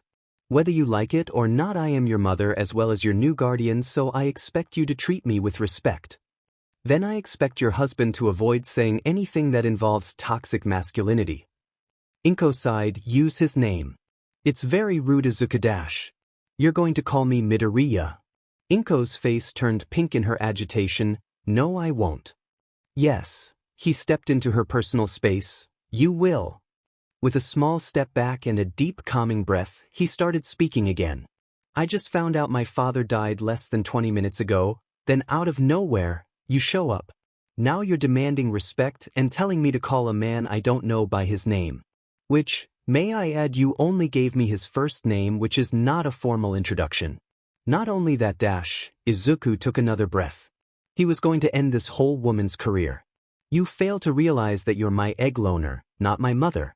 Mothers don't run away from their family because of the fact that their child is quirkless. Mothers send out a text or something to connect with their child even if they are divorced. He ignored the slightly guilty look on Inko's face. Mothers care about their children, so you aren't my mother. Not wanting to argue anymore, Izuku walked to the front desk in order to get all the documents he may need for his dad. Surprisingly, the woman gave him a folder and he left without letting her explain everything. As soon as he left the hospital, he walked towards the train station to go home. Midoriya didn't know whether or not Inko and that man of hers would throw out his things, so he better grab what's valuable. Once he made it to the apartment though, the teen had made a beeline for his dad's room. Opening the door, he tried not to think of all the memories he had of him. Once inside, he walked to his closet and pulled out all of his father's favorite hoodies. Next was the dresser that had a picture of both of them. He took that too. Everything that Izuku knew his father loved, he took and packed in his suitcases before moving to his room to collect what he wanted to keep. Afterward, he headed back to the train station to head back to U.A. Thankfully, he left before Inko and Daiki arrived. Back in the comfort of his room, he finally broke. First, it was silent, like his mind was trying to convince his body that crying wouldn't do. Then it agreed with it all of a sudden because loud and ugly sobs escaped him. The last time he felt this much pain was back when Bakugo turned into a bully. That didn't compare to this. Nothing could compare to this. What did he last say to him? Did he say "I love you"? Dad, you were not supposed to be there at graduation. He didn't know who or what he was talking to. Hell, whatever got out there probably wasn't even listening to him. If they were, then they were just watching, not doing anything to help him and his grief. Izuku sunk to his knees in front of his bed. Sniffles and broken sentences filled the otherwise empty room. You were supposed to be there. You were supposed to stay with me. After a couple more minutes of crying, he heard footsteps coming towards his room. Not even seconds later, the door was thrown open and arms wrapped around him. Jade? Jade, what happened? Hatsume, his friend. She was still here, but for how much longer? Internships are something every student has to do, but yours will be different. True, you can shadow someone who makes support items, but what I would rather you all do is shadow a hero. Make improvements for them. I want to see how you act in the field and all that. Power Loader explained just before the bell for lunch. During lunch, May and himself were talking about the internship offers they had, well, not the ones she had at least. You could come with me, Dash. That wouldn't work, I don't have any and I'm fine with that. Maybe I can ask my Jima-sensei for some help? I don't know how much help he could be though. Hatsume answered with a hum before they went silent. They leased until a smirk appeared on his best friend's face. So, do you, Dash? God, yes. Tell me who won. Izuku interrupted, and with the green light, May proceeded to retell everything that happened at the festival after he had left. Oh, and this guy named Shinso Hitoshi won up until he got to this guy who had an electric quirk. Just as the name was spoken, a familiar face made its way to Izuku's vision, and his jaw dropped slightly. He was pretty sure that he was either drooling or blushing a bit. Ooh. May turned slightly to follow Midoriya's love-struck gaze and smirked when she saw who it was directed at. The love-struck face, however, melted into one of concern as he watched Shinso get stopped by his one and only least favorite person, Bakugo. A familiar panic gripped his chest, but a feeling of undeniable, strong and deadly hatred outweighed it. In seconds he was on his feet, the movement causing a few strands of hair to fall from his bun and frame his face. With a steady breath, he calmly walked over. As he made his way over, he listened to the conversation. I really should blast your butt to hell for the stunt you pulled. You dash. Excuse me. Shinso, Bakugo and his group of friends, at least he thinks they're his friends, all turn towards him. You promised to help me with my homework and you're late. Izuku lied as he grabbed the purple-haired boy's arm and basically dragged him back to the table he was sharing with May. As soon as they arrived, he quickly let go of the other's arm and sat down. May, being the best friend that she was, gave him a knowing smirk. Meanwhile, the new addition to their table stood looking at Izuku with a mixture of confusion, slight annoyance, and remembrance. Sorry about that, I know him and he's… Izuku motioned vaguely with his hands as if that would explain everything. Luckily the other filled in the blank. Way to blast happy? I know. I had to go against him at the sports festival. His eyes then narrowed slightly at Midoriya, who was pretty sure he was blushing madly. I don't know why you lied and pulled me away from him though. If there was a fight, then I could have handled him myself. He just knows something about him, don't you, Jade? Something important that will be told in the near future. The pink-headed girl cut in with a meaningful look at the green head. Anyways, come sit. I want to know about your quirk. The sleepy-looking teen didn't get any words out before Hatsume stood and pushed him to sit by Izuku. Now spill all the tea. You, he looked at both of them with a puzzled expression, wanna know about my quirk? Midoriya nodded while Hatsume smiled widely. Okay, well, my quirk is brainwashing and I can basically control people with my voice dash. So you're that Shinso guy? Midoriya interrupted happily before he started mumbling about all the applications brainwashing could be used for. It was only when Mei kicked him hard in his knee that he stopped. Sorry, I do that sometimes, but it's just so FNG cool. Shinso looked stunned as Midoriya started ranting about how his quirk would cause less property damage than other quirks because it's just his voice and how it could be helpful for crowd control. Anyways, what else? Mei asked just as soon as Izuku took a breath and stopped speaking. What else what? What else is there to know about you? I mean, come on. That cannot just be it. They were all silent for a moment before a dramatic huff escaped Hatsume's lips. She then pulled out a phone that definitely wasn't her own. How the hell did you get my dash? Shinso, you are now in a group chat with myself and Jade. We'll be spking up your life because Kami forbid you to have something interesting happen to you. Before Shinso or Midoriya could protest, the bell rang and the girl picked up her stuff before they could stop her. The two sat there for a moment before Shinso got up to let Izuku out of the booth they were in. The greenhead mumbled thanks before grabbing his things and walking away. That, Shinso thought, was the awkwardest yet nicest conversation I have ever had. The purple-haired boy then gathered his belongings and started heading to class after throwing away and cleaning up his mess, making sure nothing was left behind at the table. Wait a minute, I know that Midoriya kid. His eyes widened comically. He ran into me the day of the sports festival. As soon as the school day was over, Hatsume dragged Izuku to his room since it was most likely the cleanest out of the two of them. Explain all that sheet at lunch. Right now, or so help me, I'll play that Demon Baby Shark song for the next 15 hours. Izuku gaped at her before looking at the floor with tears starting to sting his eyes. Once he came back after he just ran away from her at the festival, she stayed with him while he cried. He didn't explain anything to her though. Not about his dad. Or Inko. Definitely not about Kachibikogu. Midoriya, Mei sighed quietly, I know I shouldn't and can't force you to talk, but this has to be addressed. It was silent for a minute, which turned into two, but then the tears started spilling onto his cheeks. Then he felt her hug him while whispering comforting words to him. That's when he spoke. Everything, starting off with his ex-best friend turned to bully to getting put in the hospital and all the meds he has to take right along with Inko and his father's death. I don't even know if I'm going to be paying for his funeral or if Inko will, and another sob broke through.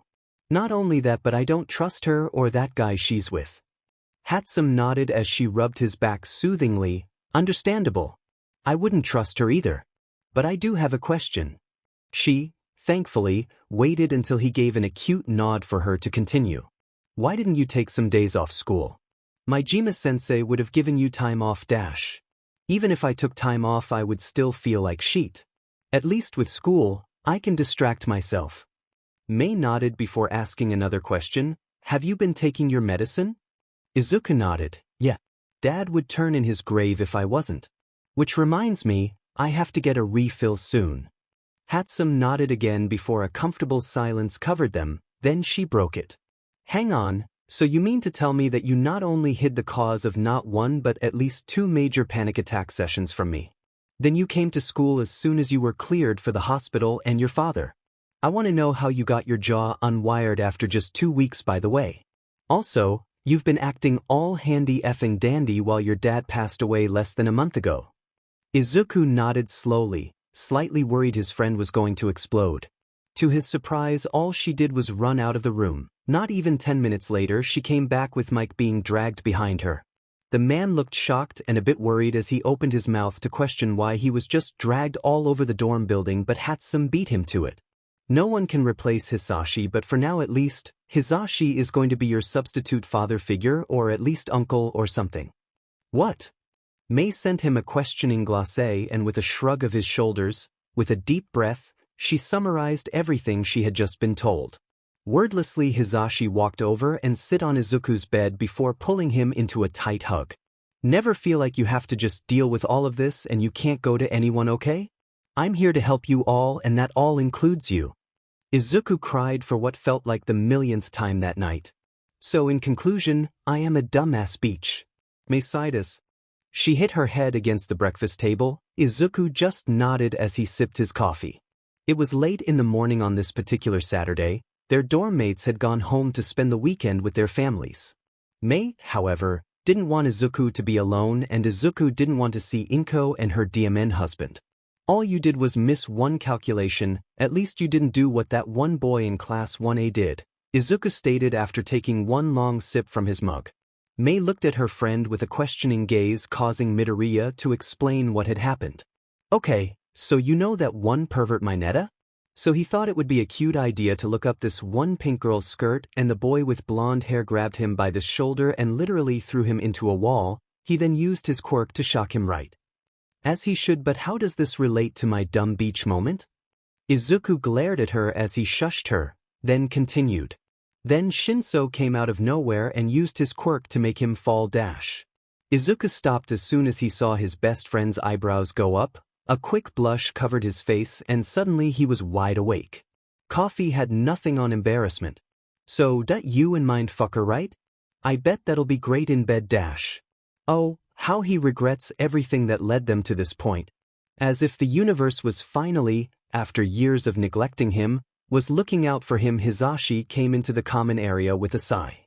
Hatsume, please refrain from using Kangwai language in the common area. The blonde rubbed his eyes soothingly to try and fight off his headache. If Shoyuta felt this way all the time, then he understands his need for sleep. That wasn't KNKY. I was just stating how good mind control would be in a SXL setting. May turned towards Midoriya, who looked like he was about to either pass out or kill her. You should test it. A smirk appeared on her. For science. Hisashi could only sigh as he watched Izuku try to kill Hatsume. Alright guys. If you kill each other, don't get blood on the carpet. His only response back was a scream of utter fear from Hatsume as he turned and left the room. He was not dealing with his problem children right now. Oh god, he sounded just like Shoyuta. And therefore, Shinso continued as he sat with May and Izuku in Izuku's room, I made a friend and I have no idea how to handle it. May was cackling while Izuku just sighed as if he was about to be forced to save the world for the 10th time today. So, after you and that Kaminari dude hurt the purple fucker dash. We purple fuckers don't claim him, Shinso interrupted with a monotoned voice that caused May to wheeze from her spot on the ground. Hurt that guy and he literally didn't stop talking until 3 hours after the incident. Now he's texting you at 12 a.m. discussing the meaning of the universe as if you both didn't just meet each other less than 76 hours ago. Yes, and I need help. Shinso, you do realize it's healthy to have other friends, right? Hatsume stated after controlling her laughter. I know, but it's so weird. Do you know how weird it was when you guys talked to me? He was sure they gave Shinso a heart attack. While Izuku knew what it was like to be bullied, he didn't know how badly Shinso had it. After all, Izuku was able to leave the situation. Sure, he had some less than lovely incidents because of the bullying, but Shinso never left it. Hell, he was pretty sure people in general studies still give him the sheet of life cause of his quirk. I understand, but by the way you described this Kaminari dude, he seems like he's along for the ride. Shinso gave Izuku a small but genuine smile, and he could have sworn his heart fluttered just a bit. Maybe we should add dash. Absolutely not, Shinso stated as he halted May in her tracks. The pink-headed girl gave a snort and a shrug before bringing out her phone. Did we have homework? Izuku paled, trying to think of all the homework he might have had but ended up coming up with nothing. Shinso just shrugged while staring at Izuku's forever panicked expression. May not tell me we don't have any. The girl just shrugged, which caused Izuku to sigh heavily. You know what? If I fail, then I'm just going to fail. At this point, it's the only option. Once again Hatsume started cackling like a madwoman and Shinso gave that small smile. Dimon, that smile was going to kill him. Internships were upon them. Well, upon Hatsume. Izuku, on the other hand, was just laying in his bed since he was excused from having internships. A groan escaped his lips as he sat up and walked out of his room. He was tired of having nothing to do. Work? Done. Experiments? He wasn't allowed in the lab. You can always hang out with me, you know? Hisashi had told him when he saw him lying face down in the common area. I know, but I don't want to bother you or anything. Midoriya, the boy lifted his head to look at his English teacher. If you bothered me, I wouldn't have made the offer. Now go get dressed and get Hitoshi. At his friend's name, Izuku raised a brow. Why is he still here? I thought he had some internship offers. Mike gave him a questioning look before a smile replaced his features. You still don't know? Dimon. Izuku didn't stop pestering Mike for a good hour until they both got Shinso from his dorm. When Shinso opened his door, Izuku cornered him with questions, ranging from why are you still here to how did you escape internships. I intern with my dad all the time, so he didn't see a need for me to do it since I'm doing it already. Midoriya stopped for a minute. Who's your dad then? Wait a minute, is Hisashi-sensei a top or a bottom? Shinso snorted gracelessly as Hisashi glared at them as they headed for his car. The trio was headed for Hosu City. Apparently, Hisashi wanted to go see a friend of his since he knew they didn't have, and he quotes, a FING life. Why would I know that? Izuku gave a deadpanned look at his purple-haired friend, you're Aizawa's kid. That doesn't mean I listen to them when they're having their adult time. Okay, but does one of them dash? Boys. Hisashi's window cracked beside him at his volume, his face as red as one of Midoriya's experiments when brought to its overflow point. Can we not discuss my relationship with Shoyuta? And besides, a smirk appeared on the older man's face and Shinu's skin paled. Papa please, I'll do the kitchen by myself for a month. Just don't dash. In order for a pancake to be cooked it needs to be flipped on both sides. But between you and me, that man is extremely flexible. There were many reactions at that moment. Shinso groaned and complained about how he hoped that the earth would swallow him. Meanwhile, Izuku was yelling, I knew it, at the top of his lungs while Hisashi laughed so much they almost crashed. That was pure gold. Wait until I tell Mimi. She's going to flip. Izuku cheered as he pulled out his phone with startling speed. Do not tell her. Midoriya, please do not dash. Shinso was cut off by a ping from his phone. If it wasn't for the fact that I'm aiming to be a hero, I would have killed you for that. Hisashi cleared his throat.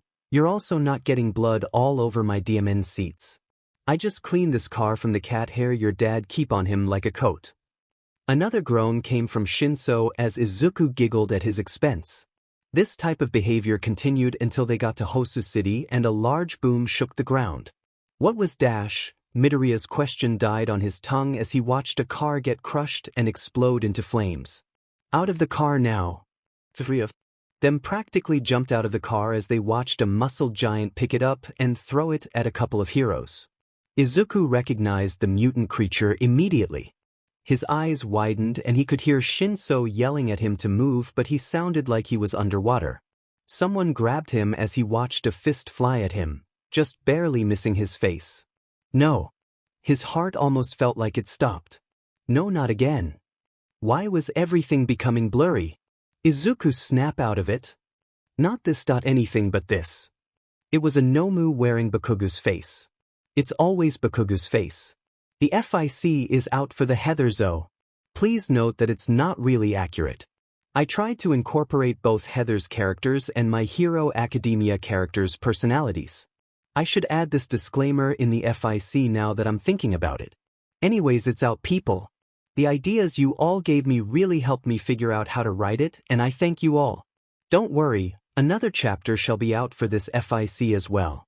Mike knew exactly what was happening. He had gone through it a couple of times after extremely hard missions. The reminder. The fear. All of it kept inside of you until that one thing sets it off and everything comes crashing down. Shin, so I need you to get somewhere safe, okay? Do you understand me? I will take care of him. Now go. Shinso looked like he was about to argue but quickly turned away from his friend and father to go find somewhere safer while he stayed with the other teen. The Nomu tried to follow Shinso, but a ball of fire was thrown at it and it practically melted, turning towards the area of which the attack came from. Hisashi saw Endeavor scowling as he attacked another creature. Never before had he been so happy to see that a-hole he dared to call a man. Instead of standing there though, Hisashi started to run to a safer area by an alley, People were screaming and running around like a chicken with their heads chopped off, which made it harder to contain the Nomus because so many obstacles were in the way. Izuku, Hisashi turned his attention back to the teen as he sat him against the building wall.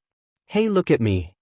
His voice was soft and he gently ran a hand through green, unruly curls. Slowly he saw the panic leave his face as a smile crept onto his. "That's right, breathe in and out for me. It took you a lot quicker than I thought it would in order to calm you down." Izuku blinked slowly and gave a curt nod. Hisashi frowned and looked over at the alleyway. Over all the chaos, he didn't hear a certain student giving a killer a lecture over his brother. "Izuku, I know you aren't at 100%, so go hide in the alley while I help out here." "Sure, where is Dash?" His voice was weak and a bit rough. "He's safe, I swear it, but you need to be safe also. I'll be back, I promise." With that being said, he helped Izuku stand up, then gave him a once-over just to be sure before slowly backing away to go aid heroes in the fight. Izuku, on the other hand, had finally gotten a grip of his bearings and watched Mike run into the fray. Quickly he ran into the alley and stopped at seeing a student laying on the ground and the pro-hero native knocked out cold. Without thinking he ran towards the man, who upon further viewing, had 2 swords and about a dozen knives. He jumped in the air and did a flying sidekick, which was of course dodged. "And who might you be, kid?" the man, who had no nose, asked with a hint of annoyance. "Who are you?" Izuku countered, raising his fists. "Why the hell is he raising his fists? He can't fight. I asked you first." Izuku gave an easy grin to hide the fact that he was scared shitless and the fact that he had just came down from an attack emotionally and mentally speaking. "I asked you second." The man chuckled. "I'm the hero killer Stain. You must have heard about me on the news." "Actually, I don't recall." Stain shrugged before forcing himself into a battle-like position. "Whatever, kid, I'll make you the same offer I made him." Stain nodded towards the kid on the ground. Izuku didn't recognize him, but based on his hero costume he only assumed he was from U.A. "Leave now, this is between me, native, and that kid. Run off and go find somewhere else to hang." Izuku inwardly cursed at himself at his next words. "Nah. I think this place needs my attention." "Alright then." A knife was thrown at him and Midoriya dodged seconds before it came into contact with his body. The fight had begun. Shinso was understandably internally freaking out. Izuku had a meltdown and he knew exactly why. Mei hadn't told him all of the details, but he knew that whatever that thing was, it reminded him of his bully from all those years ago. Just the thought of someone going out of their way just to harm Midoriya had him clenching and unclenching his fists in anger, but mostly worry. His pa was out there with one of his best friends, out there with those bird-like creatures that almost killed his dad. And look where he was. Hiding on a rooftop overlooking the chaos. Like a coward. Just as he was about to kick the building, he heard a scream below him and looked over the edge. One of those ugly but things were crawling towards a little boy and his mom. Shinso saw that the kid, no older than 6, stood in front of his mom as if he was going to save her. "Not on my watch, Beach." Without even considering faster and safer ways to help the 2 below, he jumped off the roof, landed on the back of whatever the creature was, and then kicked it in its exposed brain. "Run." They didn't need to be told twice, but before they went, Shinso saw the little boy's eyes sparkle and he could have sworn he said, "My hero." He could dwell on that later. Shinso quickly jumped off the creature and ran towards some heroes that were fighting. "Can someone give me a hand?" No one heard the purple-haired teen, and so he kept running and running until he stupidly looked behind him to see if it was still there. As soon as he did, a ball of flames flew at it and the thing screeched in agony. Facing forward, he collided with someone, and just by the feel of the leather jacket they wore he knew who it was. "What, Shinso? I thought I told you to run and I don't know, hide." Shinso ducked and proceeded to jump on the thing's back and stand on its shoulders briefly to stomp roughly on its exposed brain. The impact made it fall to its knees and Hisashi took the time to scream so loud that its rein vibrated and fell out of its head. There was an unexpected development that may or may not have caused me to jump off a roof. "You did what?" Another Nomu came at them and Shinso squared up just like his dad taught him. "Can we talk about this later?" "You bet but we're talking about this later." "With your father?" Shinso didn't even get the chance to groan, the monster ran at them with lightning speed. Izuku was considered a smart kid, his dad would say so after every single test he brought home with an A. For all the complaining he did, the teen also knew Power Loader thought he was smart if not a little crazy. But at this moment, he wasn't being smart at all. Stain didn't even need to dodge his attacks, it was the other way around. Izuku leaped, turned and jumped in every direction he could to avoid knives and swords. How is he so fast? Does he have a speed quirk or something? While trying his best not to be stabbed, but the serial killer, the green-headed teen, started scanning him, his weapons were obviously made to draw blood from his victims. Stain was also careful his sword as to make a direct hit with his target, but he was also careless in a sense. No, if he had a speed quirk he probably wouldn't use both knives and swords because it could slow him down, right? So why does he have knives if having a quirk like that discredits it? Izuku slid in between the man's legs, then jumped up while turning his body in order to punch Stain into the ground with surprising strength. Just as the teen was about to deliver another blow to the hopefully stunned villain, Stain surprised him by liking his sword. What dash? The smartass remark died in his mouth immediately, his body, for the best way to describe it, started to pulse before going frozen. Numbly he could feel a sting on his upper arm. Adjusting his gaze to the limb, he saw a small cut. A cut? Wait, he liked his sword dash. You have a blood quirk, don't you? It wasn't a question but a statement, to which Stain gave a twisted smile before walking over to the other teenager in the alley while raising his sword. No. No, he can't do it. Don't dash. Just as the paralyzed emerald-eyed boy screamed, a blast of bright, random fire pushed Stain away from the student, who under closer inspection had a costume that looked similar to another hero. Who was it? Not important right now, Midoriya. Focus on the impending doom and the random but fire blast. There are a lot of people getting in my way today, and it's becoming quite vexing. An annoyed yet monotoned voice rang out in the otherwise silent alley. Angling his body, Izuku looked at their new party guest. A boy with both white and red hair as well as two different colored eyes stared at Stain as if he was the stain on a white garment. One after another, you all just keep coming like rats to a cheese trap, don't you? Tragic, I know, the other sassed back with the same dead voice.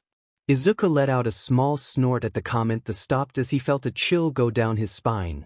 The boy's fire was out and ice spread out from his right side under his foot. Then he started attacking.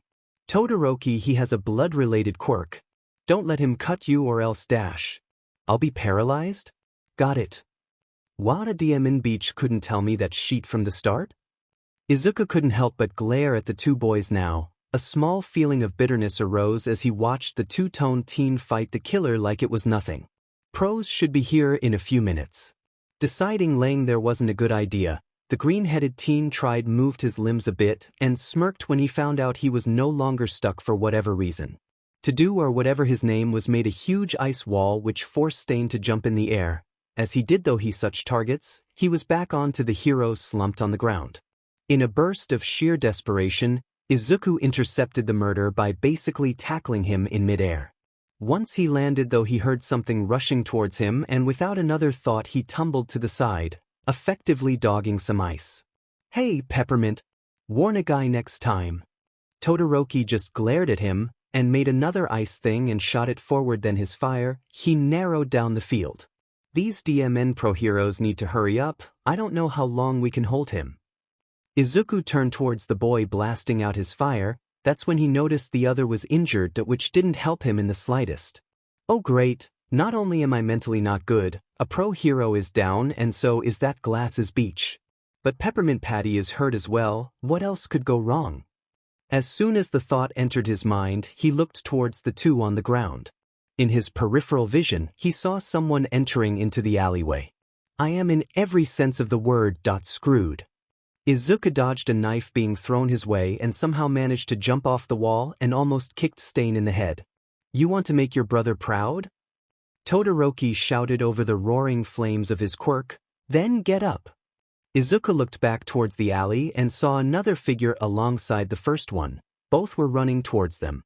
Now I know you're effing lying. Instantly he geared up to fight more enemies while silently praying that the other two teens could take care of Stain without much trouble. Izuku, is that you? The closet figure came into light and Izuku almost cried out in relief. Shinso, I have never been so happy to dash. A sharp pain burst on his back, then a yelp was torn from his throat. Suddenly a hand was on his arm supporting him. Izuku, what the hell just happened? What is happening and why dash? Hee. Both teens looked over at the loud voice and watched as Present Mike ran over and used his quirk to help render the killer unconscious. Then he walked over to the two teens holding each other calmly. Too calmly. Midoriya, Izuku and Shinso Hitoshi, that we need to have a chat after this. His voice was calm and gentle. It made Shinso and Midoriya's skin prickle in anticipation. After making sure the hero killer was officially out for the count, the small group tied him up and dragged him to the street where Hizashi checked injuries while lecturing every single person there. Hey over there. Is everyone alright? A hero among others ran towards them shouting. We need medical attention over here now, can someone dash? Get down. A horrified screech was heard as Izuku turned around, then felt his body become weightless for just a moment. What in the hell? Izuku looked around and saw buildings rushing past him and the others down below him get smaller. Hey, wait for a second. Put me back on the ground. The green head looked up and saw what was carrying him for just a moment, a Nomu. Then as quickly as he saw it, as quickly as he was lifted from the solid ground, it all came crashing back down. The creature hissed as it started free falling with Izuku still in its grip. All of a sudden, strong arms wrapped around his body as the ground came closer and closer into view. What the hell? I have almost died at least 8 times in the last 2 hours. What the hell? When he was finally placed back on the ground, he had fallen to his knees. Nomu was on the floor as well. Who just dash? Izuku froze when he saw Stain standing next to him with a crazy look in his eyes. None of you will kill me, I will only allow him to do it. As the man screamed, he had gotten into a battle position, looking as if he was about to fight all over again. Then, it was as though the sky turned red. No one, not even Endeavor, could move. Just as Izuku thought that Stain would run forward, he didn't understand how the guy had so much fight left in him, stopped, and whatever aura that was coming from his disappeared. All that stood there was an unmoving hero killer. Midoriya stood up on very shaky legs and walked forward towards Mike, then he promptly fell over in his arms. I never want to do something like this again. Ever. The greenhead's voice was muffled since his face was pressed into Mick's chest, but the other heard it loud and clear. I don't want any of you to do this again. Especially with so little training. Izuku mumbled something else but was overpowered by the sirens that were closing in around them. So we're being punished for something that dash. What I am proposing, Mr. Todoroki, is that your names will not be in the news as the individuals that took down Stain. You 3 do not have your hero license, however, the license of the heroes you were under will be suspended as well as their teacher's license. Halfie, Todoroki just huffed and sat down. The inspector and whatever the hero's name was left the room. Instantly that kid he was trying to save glared in his direction, as well as Shinsu's, who was sitting on his bed. What are you staring so hard at? Take a picture. Izuku sassed in response to the harsh glare. Who are you? I haven't seen you in the hero courses in U.A, if that is a school you go to. The boy with glasses said in a tone that was borderline annoyed. You're U.A Tenya, aren't you? From class 1A? Shinso jumped in before Izuku could say anything else. That's right, dash. Tell me, what would your teacher say to this FING display? At least say thank you. You both put your lives in danger. You aren't even a hero course student. Todoroki cut in with a monotoned voice. Yeah, I'm not. But I still held my own and kept you from being killed for a good minute back there. Izuku then sneered, You're welcome, by the way. Also, what was that? You could have told me about Stain's quirk instead of having me figure it out. Izuku went to try and stand, but Shinso pulled him back on the bed. Ida looked down in shame. I am sorry. That was rude and dangerous to withhold any information that could have helped you in your fight with Stain. Also, thank you for keeping me safe. You as well, Todoroki, thank you. I'm glad you all made up. Four heads whipped towards the door where present Mike was standing. The other two didn't notice how Izuku and Shinso tensed up. Hey there, Dash. Do not, hey there, me young man. Shinso snapped his mouth shut instantly. Before you say anything else. Midoriya cut in quickly when he saw how red the voice hero was becoming in anger. We're still injured. So, and all physical ring punishments should be held off until we get the green light from the doctors. Hisashi took a breath and nodded slowly before coming over to them quickly and pulling them both into a bone-crushing hug. I'm so glad you both are safe. Next time either of you two do something like that again though, I will tie you both up to your beds for a week. Midoriya smiled. We're a little Dash. Midoriya Izuku, Shinso interrupted. Do not finish that sentence. The green-haired boy just laughed. Everything was good. Everything was good. Everything was not good. Everything was not, and he must emphasize this, good. As soon as the purple-haired and green-haired students returned to UA, they were greeted by Aizawa Shota himself. And he was not impressed. I can't stand, Shinso warned as he face-planted into Hatsume's bed. The girl was cackling madly at their pain. What happened? Izuku groaned from his spot on the floor next to her office chair. So remember the Hosu incident? Well, this fucker's dad found out from his other dad and now we have extreme training and more homework. It's not just my fault, Shinso said as he rolled his eyes. Not that anyone could see it since he was still face-first in Hatsume's pillow. Dimin, that's tough. Mei wheezed as she looked at her two friends with amusement. It can't be that bad, can it? The two boys looked at her with utter disgust. We have to run .100 laps. For the next 3 weeks. Izuku cried out as he sat up from his spot on the floor. Shinso threw a pillow at him. Quiet down. If either of them hears you complaining they'll make it worse. Izuku picked up the pillow and threw it back at his sleep-deprived friend, hitting him straight in the face. Two can play that game PP but beach. Bring it on TWK. Izuku shot up from the floor with newfound energy and tackled Shinso while Hatsume was laughing her butt off. I am not a TWK. Shut up, Izuku. Make me, you limp noodle. Hatsume fell out of her office chair with tears streaming down her face. He called you a limp noodle? Shinso glared at her and threw a pillow at her head, making her stop her laughing. Shinso Hitoshi'd at your butt is grass, you're so dead. The usually energetic pink-haired girl's voice was deadly calm, which made the other two boys stop dead in their play fighting. OF dash dot. Shinso whispered as Hatsume got up and started looking through her closet. Shinso, run. Izuku shouted and both teens ran out of the room with Mei hot on their tails. Come on and fight me like a man. No thanks Mimi, we're good. The trio ran around their dorm building then out of it. Neither knew where they were headed. Wait for a second, why are you running? Izuku breathed a bit before answering, she's crazy. She'll kill us both. The two continued running before they saw someone walking into a building. Hold that door. The girl had pink hair and skin. She looked back at them and dove out of the way as the trio ran into the building.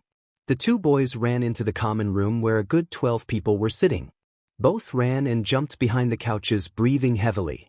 Hey, who are Dash? A boy with larger than normal elbows tried to question them but then stopped as soon as Mei came in cackling like a madwoman. Come out, you little sheets. You guys and test my new baby. Shinso, in a moment of forgetting all fear, got up from behind the couch. I'm gay.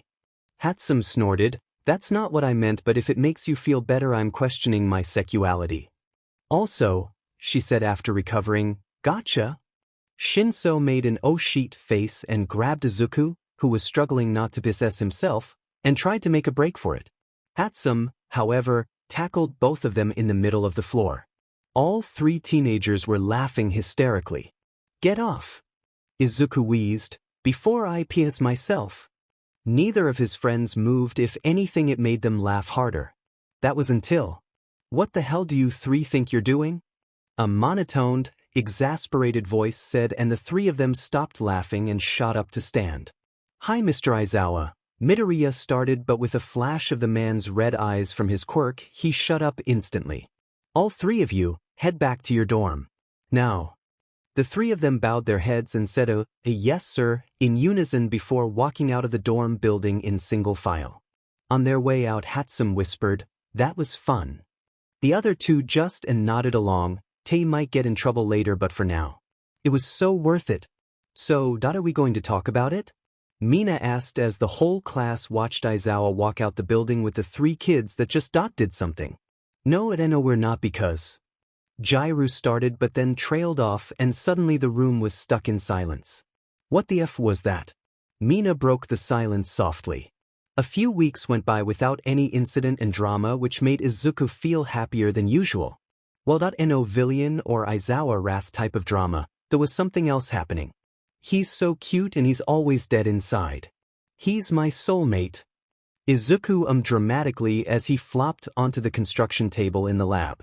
Hatsume smiled while patting his back gently. "It's okay. You'll be okay." Midoriya shot up, and it's not just him. "Like, okay, Sleepy Cat is appealing, but have you seen the walking peppermint? He's so dash." Instead of finishing his sentence, the green-haired boy made a dying noise in the back of his throat. Hatsume and Midoriya, Power Loader, interrupted their conversation with a sigh. "I would hate to stop. Whatever this is dash." "Then don't," Midoriya sassed to the older man who ignored the comment. "However, I need you both to pay attention right now. I'll be going over a project." At this, the two teens stopped the experiment they were about to conduct and joined the class by staring at their teacher. "Alright, so, for your final exams, you all are taking a written test like every other student for all of your classes." He paused as if waiting for a reaction, but when none came he continued. "So, for this class, you are all in charge of making your own hero suits. Then after grading them on creativity and functionality, we will be using them as a test run. I'll give you all a rubric for that after class." The whole class stayed focused on him for a minute longer to make sure Power Loader wouldn't say anything else. When in the clear, they went back to their personal projects. That's how they earned classwork and test grades. They create something from scratch and it needs to be done by a certain date. Once the date is upon them, it's time to show their invention, creativity, and all-around working ability gave them their grades. In short, everyone had above AC. "So, his code name is Sleepy Cat?" Midoriya nodded as he added a mixture of something to a beaker. Honestly, he didn't even know what it was. Just, "Yes, it is, and don't say a thing about it." Hatsume laughed the entire PRD after that comment. "Have you seen his fluffy green hair?" Shinso groaned as the two of them were walking to the dorms. She still hadn't figured out why they had dorms. Mei sighed, "Yes, I have. I see him every day, it's kinda hard to miss." "And his eyes?" "Oh my god, his eyes, Hatsume, they sparkle. Like anime character eyes. How is that possible?" Shinso launched into a complete and slightly impressive recount of all of Midoriya's Forest's good attributes. Honestly, Hatsume could tell the exact moment Midoriya started crushing hard on Shinso, he would allow the sleep-deprived teen to talk to him before he had his coffee. Once he even let him drink his coffee. It was cute. But it was starting to get really annoying. She would hear him gush and flutter on and on about Shirnu. It was like he barely wanted to hang out with her and build something. She had turned into his gossip buddy, which was always someone she never was. Mei could pinpoint the exact moment Shirnu fell for Midoriya. He would just stop and stare whenever the other boy was in the room. Hell, one time he even did a pickup line he had heard from that Kaminari kid. While they didn't do much separately, it still stung to know that he was only hanging with her more now was because he's gay but couldn't handle their mutual friend. She loves both of them, she does, and she's glad they're so open about being who they are with her. They know she would never, not once in her life, judge them. But, she almost wished for things to be just like how they were before Shirnu and Midoriya met. Now it was like there's barely any room for her to be there. Hatsume waited in her room for the other two boys to show up so they can start studying. Time was flying and their exams were almost upon them, however. "Where are they?" The dread-headed girl had waited an hour for them to show up. She had finished designing her final project for Power Loader in that time. The suit was amazing. It had powerful jet boots so she could fly and be able to move faster.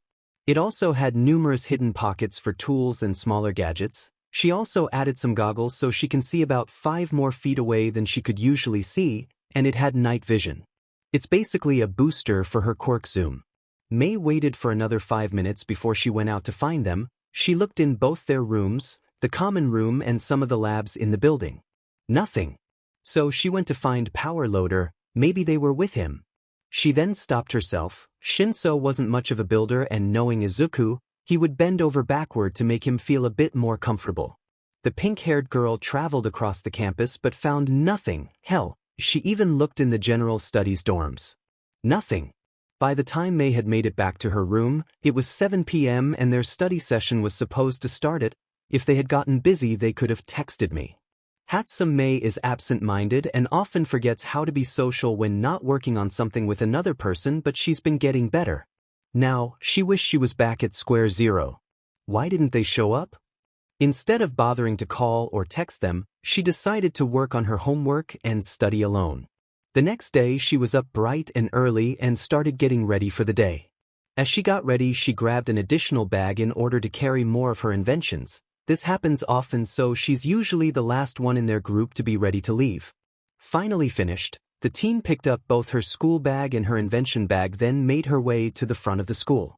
However, when she had gotten there, she saw she was the only one there, which was highly unusual that they were the only friends they have. Not fretting on it, she went to class and dove into her work. She didn't even notice that Izuku came into the room. Not just because she doesn't pay attention to her surroundings, but also because he didn't talk to her. Instead, he had a love-struck facial expression as he played with his chemicals. When lunch rolled around, she sat by herself. She hadn't done that in what felt like forever, and that's how her day went. She was forever by herself. Finally, at the end of the day, on her way to her room, she saw them talking and walking hand in hand. "Are you serious?" The outburst was uncalled for, but it got their attention. Shinso glared at her, which made her blood boil. "Why the F are you yelling? You guys ditched me to get together." "Really?" Midoriya and Shirnu stared at her. "May, what are you talking about?" Her narrowed eyes turned towards Izuku. "You will call me Hatsume. How could you both do that to me? I've been there for both of you." "I didn't think we owed you anything for being a friend," Midoriya said. However, his voice shook from the amount of anger in Hatsume's voice. Hatsume, however, stepped back from the two, not even realizing how close she had gotten to them. "You know what? You're right." She took in a deep breath. "I'll be in my room.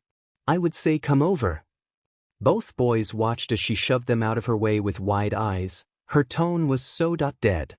Then, the dread-headed girl turned around to throw a strong glare that even made Shinso gasp in a bit of fear. "I don't feel like that's a good idea." And just like that, she slammed the door. "What was that about? Now tell me what happened?" Kaminari asked as he looked at Shinso and Midoriya. Shinso had gone back to his room after his argument with Hatsume ended up as an argument with Midoriya, who insisted they go check on the girl, to which he said no.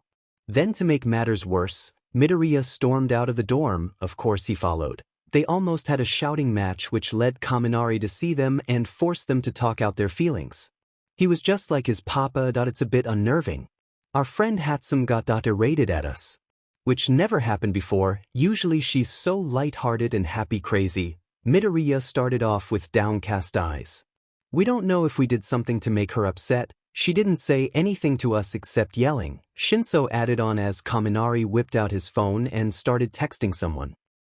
Don't worry, we'll get to the bottom of this." "Kami, who did you just text dash?" All at once the entirety of Class 1A came down the stairs and took different seats in the common room. Midoriya and Shinso watched as they all stared heavily at them and moved to sit a little closer to each other. "Hey, you guys are the ones who came in here screaming that one day." A girl who they couldn't see except her clothing said, "Possibly with it," finger pointing at them. "Oh yeah, wait, weren't there 3 of you?" Another girl with pink hair and skin asked with her head tilted just a bit. "That's actually what we're here about," Kaminari answered for the couple. "Shinso, Midoriya, please meet my friends and classmates. We will be helping both of you not only get your friend back but also figure out how to avoid such an unpleasant event like this in the future." The blonde teen stated with a triumphant smile which turned into a harsh glare at the two. And you both are going to sit there and listen, so Midoriya, shut your demon mouth. The green head did with a small click of his tongue. Wait, why are we receiving everyone's help? Shinso questioned, to which a boy with larger than normal elbows answered with a smirk. You both are dense, trust me, I know it when I see it. Yeah, you're dating that idiot. A chick with headphone jacks on her ears commented. Jairu, I'm not charging your phone if you keep this up. The girl, Jairu, stopped talking immediately. Now back to the matter at hand, Kaminari took a breath. These two accidentally made their trio into a duo and don't know how to fix it. We're here to help. Any questions?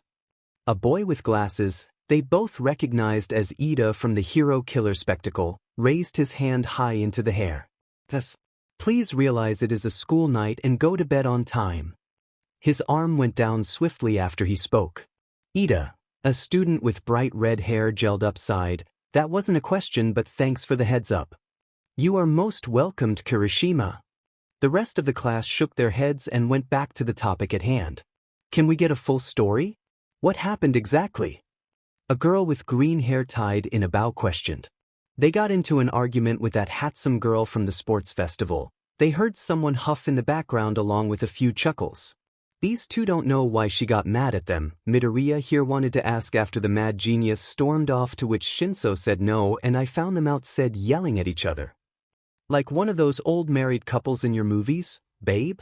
The kid with large elbows questioned, to which the electric teen smiled and nodded. Zero, you do pay attention, but yes, and thanks you for asking a question, Sue, Kaminari commented with a smile and a wave of his hand. Thanks. Jairu questioned before the girl with pink skin shushed. Midoriya will swear up and down he heard her whisper that she wanted the drama to start as if nothing dramatic happened already. Neither of you said anything that could have upset her? A girl that Shinso recognized as Yaoyorozu asked, puzzled. Nope, we didn't talk to her. Midoriya started before fading off with wide eyes. He turned towards his purple-haired boyfriend with his mouth agape. Oh my god, we ditched her. Sure knew that's why she was so upset. It took a moment, but they could pinpoint the exact moment he understood. The study date, that was the night I asked you out. God damn it, we're dumb, no wonder why she was sad. Midoriya nodded and went to say something, but Ida spoke first with his arm waving robotically. Please refrain from that vulgar language. Without missing a beat, Shinso turned to face him with a deadpanned expression. Fine. Satan blesses this tragic FANG event. Kaminari snorted before clearing his throat. So you stood her up on a study date, basically ignored her, and then got surprised when she got set off? At least the two had the decency to look ashamed. Midoriya stood up and grabbed Shinso's arm and started heading towards the exit. Thank you, Kaminari, the purple-haired boy said as they left. We did stuff too, the pink girl Mina said as soon as they were out of earshot. Sure, we just solved a friendship problem. Let us have this one unruined moment. Kaminari, Mina started with a fond tone. You ruin every moment by speaking. F you, Mina. Hatsume, Izuku timidly asked as he knocked on the girl's door. After their meeting with Class 1A, both he and Shinso went to go apologies to Mei. They needed to talk to each other, make some rules in the friendship, Mei. Just something. For FS sake, just open the door or we can dash. The door opened, which cut off Shinso's words. Hatsume stood there with a frown, but she opened the door wide enough so that the other two could come in. What do you want? It's late. Shinso clicked his tongue. You don't sleep and neither do I. So we both know that this feels like noon right now. Hatsume rolled her eyes and sat in her office chair staring at them, and motioned for them to speak. It was weird, she wasn't talking up a storm. We want to say sorry. Midoriya started with a shaky breath. We didn't mean to stand you up. We got distracted, not that it's an excuse for our behavior. We should have told you and at least warned you wouldn't be able to make. Also, ignoring you was a bad move and we're sorry. Well, I'm sorry, but that's not the point. Wait, it is never mind, because in order for it to be an apology I would have to be sorry, so that is the entire point, and I'm rambling, aren't I? Which I'm sorry I shouldn't be, and I'm not dash. I accept your apology, Jade. Hatsume interrupted with a calm smile that looked foreign but nice on her face. I'm sorry too, for all the same stuff Izuku said and more. Shinso began with sheepishly rubbing his neck. We poured out all our teenage angst bullshit on you and didn't even ask if you were alright. Then we go on a date and ignore you. That wasn't right, and if Papa were here he would beat my butt for doing it. I don't give drawn-out apologies, but just know I'm really sorry. I forgive you too, and I know you're shitty at emotions. The trio gave quiet smiles and giggles before Hatsume sighed. I'm sorry too. Instead of blaming and cutting you both off, I should have told you what was bothering me in the first place. You both just started dating, so you were probably on cloud 9. I should have been calmer and stuff about the whole thing. I'm sorry. Both boys gave smiles at their friend and got up to hug her. We forgive you, Izuku stated fondly. It was a nice little moment before Shinso sighed.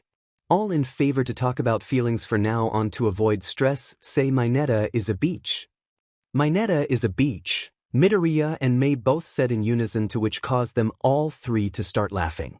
Mei stopped laughing for a moment. So, she began with a sly smile.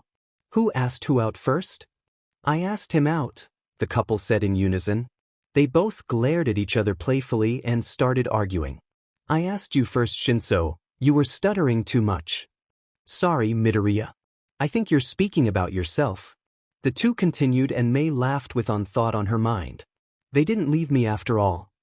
Did I ever tell you guys about my first hero experience? Shinso asked, breaking the sounds of Izuku's muttering. He was something along the lines of, it makes things go big boom and I love it. After that, he zoned out until he thought of what happened with Stain. No, I thought that whole Stain sheet was the hero experience, Hatsume commented as she put down the welding tool she had. All three of them were in one of the support department dorm labs, or as Mei called it, the LBR room. When she said it the first time, Shinso face palmed while Midoriya tried to correct her, saying it was the fun room. The worst part, he said it with an eyebrow wiggle that made Shinso wonder why he was dating him. In the room with them was Hizashi. He didn't want to come in and find them dead. So he was here. No, but actually yes. Okay, so when we were fighting the bird things, I was on a roof hiding dash. Like I told him to, but he didn't want to listen, Hizashi mumbled, which caused his son to glare at him. Anyways, I was on a roof and I saw one of those things creeping up on this kid and his mom.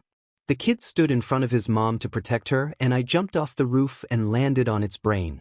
I blue screened for a second because that kid saw me and called me his hero.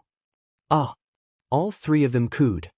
He was going to protect his mommy? Hatsume squealed until Izuku started laughing. I can't relate.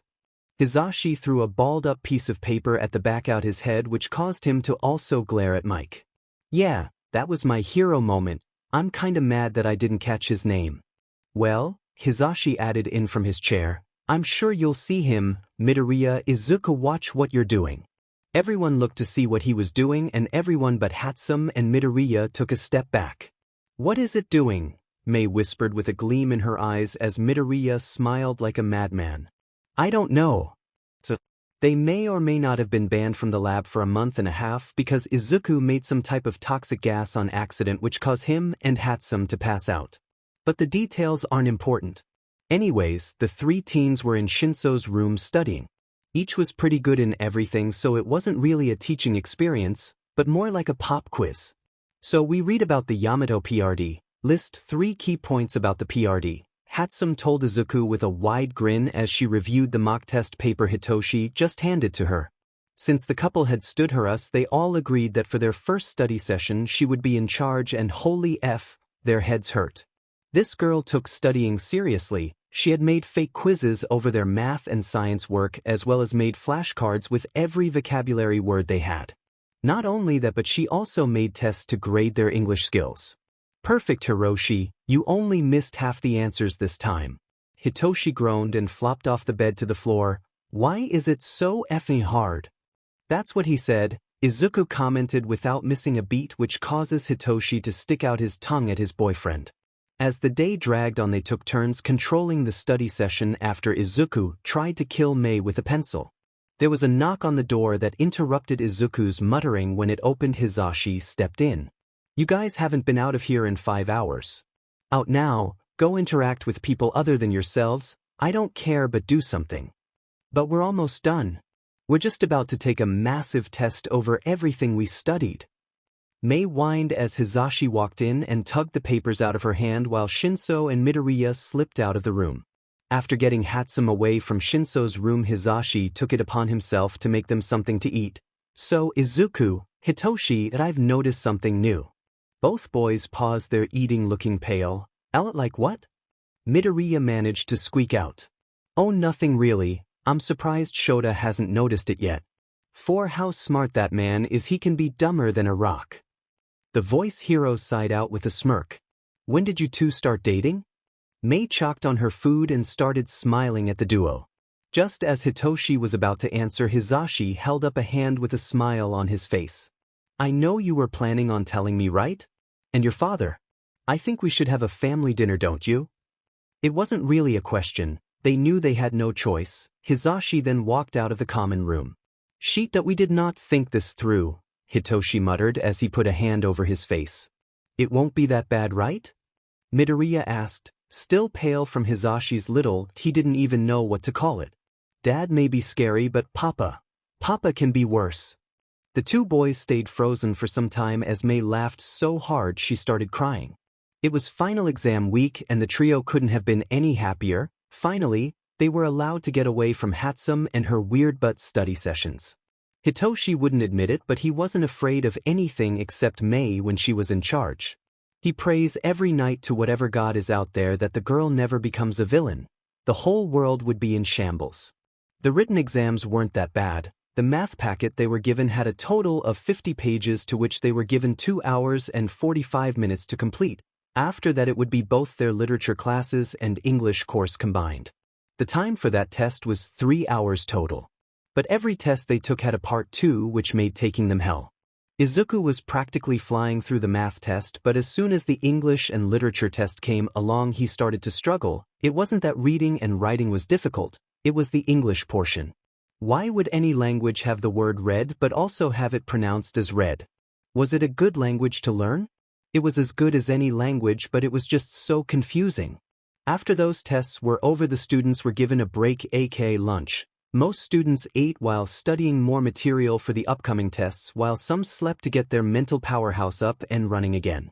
The lunchroom was quiet in order to be respectful of everyone doing their own thing, so Mei silently waved Shinso over to where they would be sitting.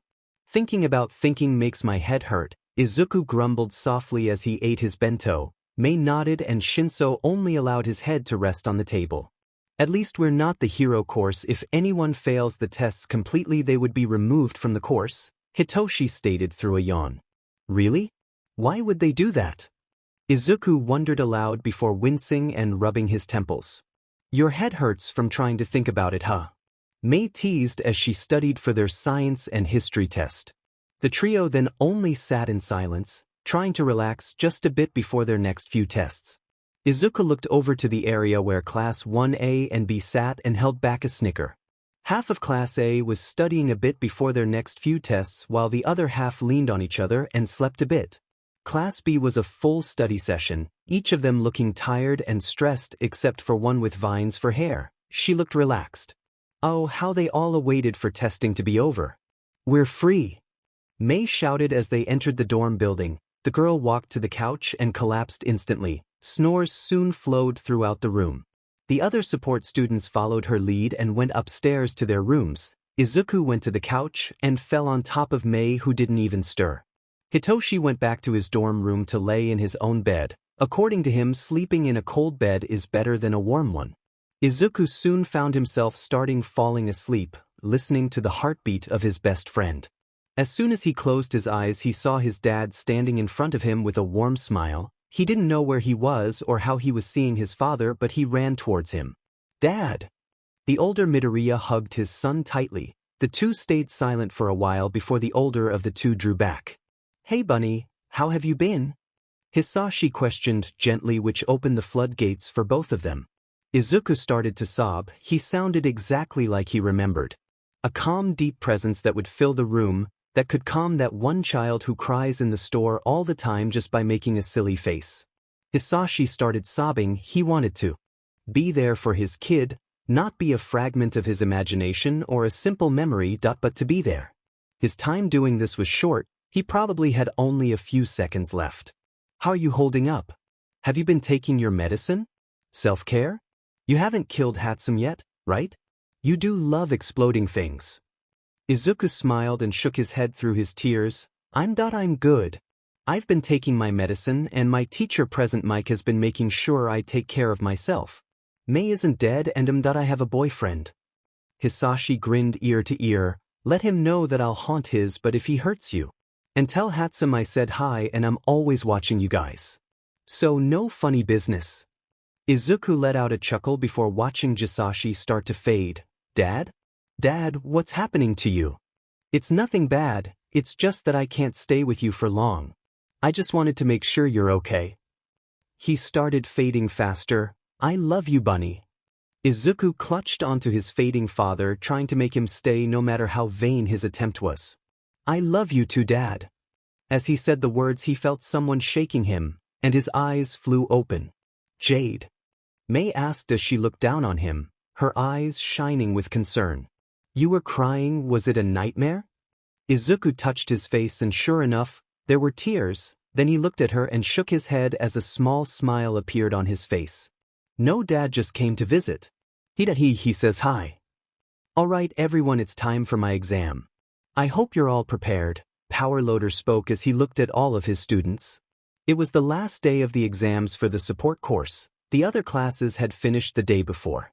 Alright, the first one up is Hatsume. Mei, when you come out please give a brief explanation of your suit. Mei walked up to the front of the class and gave a little twirl. The girl had on a more modern, less bulky version of her usual goggles. She wore a legging-like material all over her body as the undersuit. On her feet were combat boots that had a green light on the sides. On the legs of her costume, she had multiple pockets filled with whatever she could put in there. Overall it was well made yet simple. So this is my costume. I have these goggles which allows me to enhance my quirk up to 5 feet. The boots are actually jet boots. She waved a hand over the green light which activated the boots. She flew up to the ceiling before waving her hand over them again and dropping down to the floor with surprising grace. Not only that, but my bodysuit has a bunch of pockets that can hold small gadgets and I also lined it with titanium and some padding for protection. After her short speech she bowed and walked back to her seat. Power Loader nodded and called up the others one at a time as well. The last student to go was Izuku, who wore a costume similar to Mei's. Instead of such a tight bodysuit, he went with black sweat breathes with a lot of pockets, fingerless gloves, a mask that covered from his nose down, and a tool belt. The shoes he wore were black combat boots with a steel toe reinforcement. His shirt was a regular black hoodie and his hair was in a loose bun. For my costume, I went with a simple design. My boots have steel enforcement and my fingerless gloves actually have a clear wrap-like coating over the fingers to keep fingerprints from contaminating any evidence. My breathes are simple sweats with pockets. The sweats added some deepness that I needed for the pockets. This tool belt holds every element on the periodic table as well as some of my own experiments. This mask doubles as a gas mask and shifts from this form to a complete face cover-up. Midoriya then pressed a hidden button on his left side which made the full shape of the mask overtake him before he pressed the same button to put it back as it was. The teen did a tada type of pose before going back to his seat. Power Loader nodded with a slight smile before standing up and clearing his throat. Unsurprisingly, all of you passed this exam. However, you all need to work on presentation. Since this was your first exam, I didn't let it take any more than 6 points off your grades. Arakan Atsushi, you need to speak up more and have some confidence. No one will listen if all you do is mumble. The quiet teen looked down as he nodded. Power Loader then listed where everyone needed to improve after that. His tone was a bit cold, but they all knew he was coming from a place of respect. Once he dismissed them, they all went to change into their uniforms before walking back to their dorm building in a large group. It was a week after finals when the grades started rolling in. Some were nervous and others didn't care because they knew they had gotten good marks. And there were the select few who knew they failed and didn't panic because they had accepted their fates. If I failed any of those tests, I'm jumping off a bridge, Hitoshi sighed as the trio walked down the hallway. Honey, we talked about this. Whenever we have the urge to jump off a bridge, we say nah, not yeah. Izuku groaned. Tell him, Mei. No, Mei said with a smile at her friend's face of betrayal. We say yeet. Hitoshi smiled before groaning, "All right, time to split." Mei and Izuku waved goodbye as they continued to their own class. The two walked into Powerloader's classroom and sat down. "I agree though, if he fails I just might lose my sanity," Izuku grumbled out. "It's not like you had much in the beginning," Mei offhandedly commented, which led to Izuku sticking out his tongue. "All right, I have your packets from testing." Their teacher spoke as he came around the class to give back a thick booklet that had each of their tests stapled into it. Hatsume. 100% in math. 97% in literature. 80% in English. 89% in history. 99% in science. 94% on support_project 1. Mei let out a sigh and soon after a cackle as she observed her grades, already making mental notes of where she can improve and how. Midoriya Izuku. 94% in math. 90% in literature. 89% in English. 97% in history. 100% in science. 95% on support_project 1. Izuku smiled and sighed after looking over his grades. He was glad he didn't fail anything, although he would have to study his English more. The 89% messed up his all-A aesthetic. "You all did very well on your exams, I'm proud of you. Now, you guys have one day left before summer break officially starts. Take this time to invent as your heart's longing, but please." The pro hero looked over at the two maniacs he had in his classroom. "Do not blow anything up." The teens gave two wide smiles that told Powerloader that he was asking for too much, and that was how the support department spent their last 2 days of school. Well, that they tried. Mei may have burned a hole through the ground, and Izuku might have made a sleeping gas that knocked Powerloader unconscious for so long that the class actually feared that one of them killed a pro hero. Besides that, it was fine. It was even better for Hitoshi, who came to Hatsume's room on the last day of school after calling an emergency group meeting. "What, please do tell, was so important you brought me out of my theorizing?" Mei almost growled out as she glared at her lavender-haired friend. "You make theories?" Izuku asked, puzzled, to which his friend nodded. "I wanted another hobby." Shinso cleared his throat. He had a wide smile with sparkling eyes which put both of his friends on edge. "Oh my god," he finally cracked. "Izuku, your baby daddy killed someone?" Izuku smacked Hatsume on the back of her head with a scowl. "He's not my baby daddy," snorted as she was about to make a remark, but Shinso let out a squeal and jumped on the both of them. "I got in. I made it to the hero course." The two other teens reacted instantly. Izuku kissed him deeply while Mei cackled and started listing ideas about support gear for him. "I know this sounds wrong, but I'm so happy someone failed out of the course." "I hope it wasn't Kaminari though," Shinso stated breathlessly once Izuku broke the kiss. "He didn't. He's smarter than he looks, but this isn't about him." Mei shouted in glee as she hugged him tightly. The trio then spent the whole night making up costume ideas, hero names. "No, Mei, I will not be called Mindfucker. That angry dude in class 1A already made that my nickname. Absolutely not." As well as coming up with a whole list of support items. "What about Puppeteer?" "That sounds cool," Izuku stated with a smile. "But that sounds evil," Hitoshi pointed out before Midoriya fixed him with a deadpan stare. "Your dad's name is Eraserhead, which sounds like some school supplies." "You'll be fine." If the three of them awoke the entire dorm building by laughing their butts off that night, well, it was the first night of summer vacation, wasn't it? Why would anyone sleep in the first place? "I will not, under any circumstances, go to that beach's establishment." The three of them were in the teacher's lounge discussing Izuku's home situation for the summer. "It wasn't going well, Purse.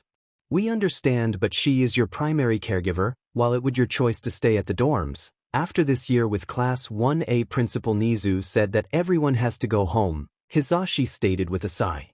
"She hasn't even called me to make sure I'm okay, and I know she didn't call either of you. Why do I need to go?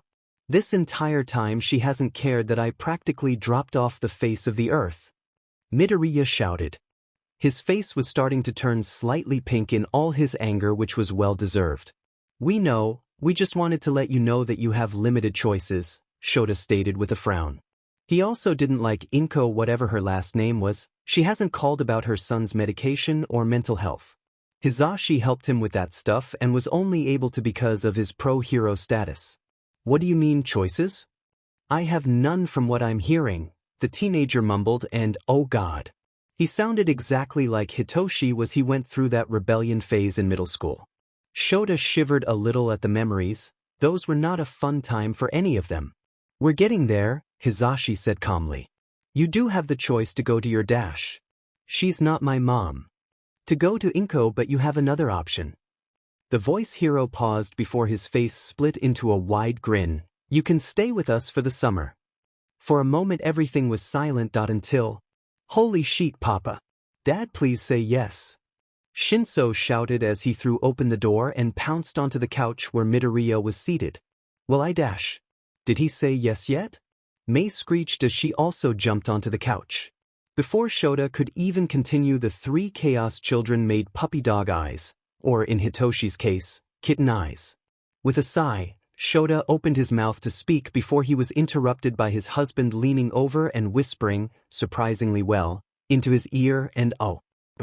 A fierce blush rose to his face and he subtly shifted to hide his growing irritation as Mike leaned away from him with an innocent smile. After clearing his throat, Shota spoke. He can stay for the summer. But you two cannot share a room. Can Mei come over once in a while? Izuku asked with a bright smile. And dash. A hand lightly pulled on his hair which made his breaths feel just a little too tight. Yes, she can, as long as it's all right with her parents. The three teens cheered before saying thank yous and running out of the room. As soon as they shut the door, Aizawa pulled Mike into a deep kiss. So? Hisashi questioned with a smile that held no regrets as soon as they parted. Oh, don't play coy with me, Shota growled as he kissed his lover again. Do we all agree to never bring up the fact that my FNG father just popped a bnur in front of us? Shinso asked once they entered Mei's room to help her pack her things. Izuku's room would be next. They were only taking things they didn't want to leave alone for the break. Yes, Izuku agreed instantly. That's probably what they're doing, FNG. Hatsume. The Aizawa house wasn't overly big nor was it small. It was the perfect size for 5 people. As soon as Izuku walked in, he could smell peas and coffee. Not a bad smell, nor was it overpowering. It smells good in here, the teen commented with a small smile before looking at the 3 people in the doorway. Thank you for having me. Anytime, little listener. Hisashi said as he walked into the house. Hitoshi, show him to his room dash. His personal room, Aizawa added in as he also walked in after his husband. I know, Dad, come on. The two walked up a flight of stairs and stopped at the last door at the end of the hallway. This is it. The room was appealing. It had a black and white theme, the bed and walls being white and black pillows and carpet. Pops decorated it because, in his words, your dad can't decorate to save his life. Midoriya snorted. That's how my dad was. We would often call his work friends to help us decorate, but he was really good at dressing. Shinso chuckled before bidding Izuku goodbye so he could unpack. Once he made it down the stairs, he saw Mike and Aizawa sitting cross-legged on the couch. If you two are planning to give me the birds and bees talk, I'll pass. I know how it works. Hisashi snorted. Oh no, it's not that. We're planning to talk with him at dinner. Hitoshi's blood went cold. Oh my god. Immediately he turned and walked back up the stairs to his room. We're going to die. This is how it ends. Kaminari was wrong. I won't get crushed by a piano at 79 like BuzzFeed said. With a groan he fell on his bed and tried his best not to panic. If he panicked, then so would Izuku, and that would cause a domino effect of bad decisions. Everything was going well so far. Mike had made dinner with the help of Midoriya. They playfully joked around while Shinso and his dad sat in comfortable silence. It was lovely. Until the table was set and they were all seated and eating. The silence stretched everywhere. Even the DM and cats were quietly looking at them. I'll cut right the chase, Aizawa started with a sigh. Izuku gave a questioning look to his lavender-haired boyfriend, only to raise a brow at the slight look of panic resting on his face. All right? Did I do something? Is that why everyone dash? Midoriya, Izuku, what are your intentions with my son? You could hear a pin drop. Hitoshi sunk low into his chair while covering his bright red face. While he was embarrassed his partner wasn't, Izuku smiled kindly. Oh, I see. My intentions are to date your son and make him happy. It was short and simple. Aizawa looked ready to murder him on the spot. Just make him happy? Nothing else. Did I sense I made a mistake? Midoriya chuckled nervously as he subtly scooted back. Aizawa didn't say anything but stared at him while he finished eating. As soon as dinner ended, Aizawa stood up and walked to his room. What just happened? Shinso was paler than in used paper as he shook his head. I don't even want to know. You guys are overreacting. He's just thinking. Hizashi tried to comfort them. Shoyuta came back out with his capture weapon on and motioned for Midoriya to follow him. Hitoshi looked at him with pleading eyes before he stood from the table. So, the grown man started as they walked out the house to his car. You only want to make him happy? Yes, sir. What does that include? Aizawa sighed as they started driving. Hopefully not to the younger's death, but it is possible. I want him to be safe and healthy. I want him to have fun and feel appreciated. I just want him to see that I actually care for him. Midoriya finished slowly as if he was dealing with a bomb.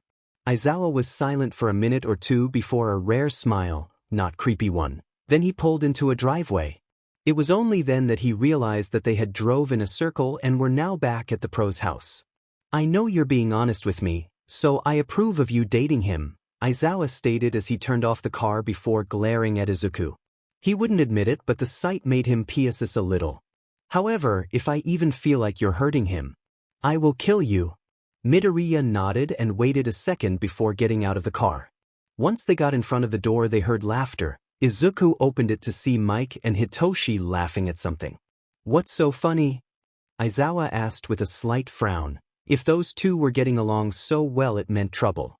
We found your high school pictures. The words weren't even out of his husband's mouth yet, but Aizawa had used his capture weapon to tie him up.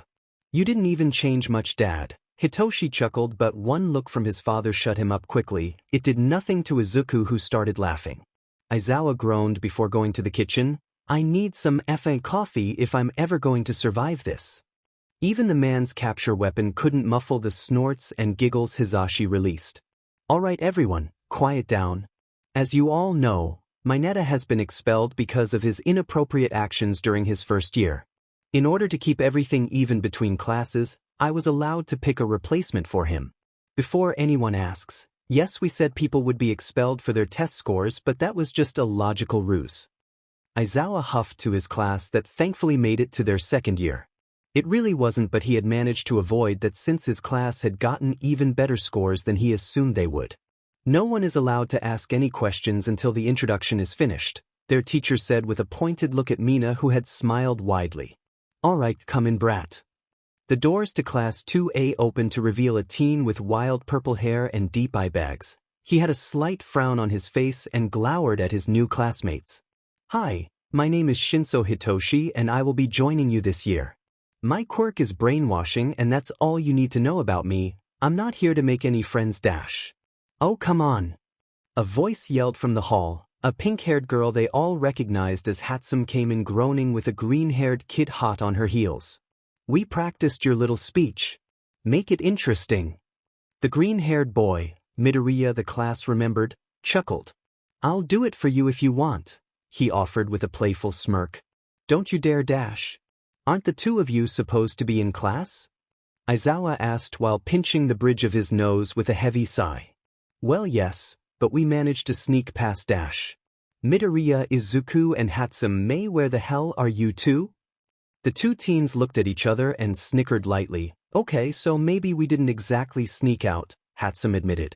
I thought that our new sticky solution would hold him for longer, Midoriya mumbled. Mina's jaw dropped and she started looking between the two of them.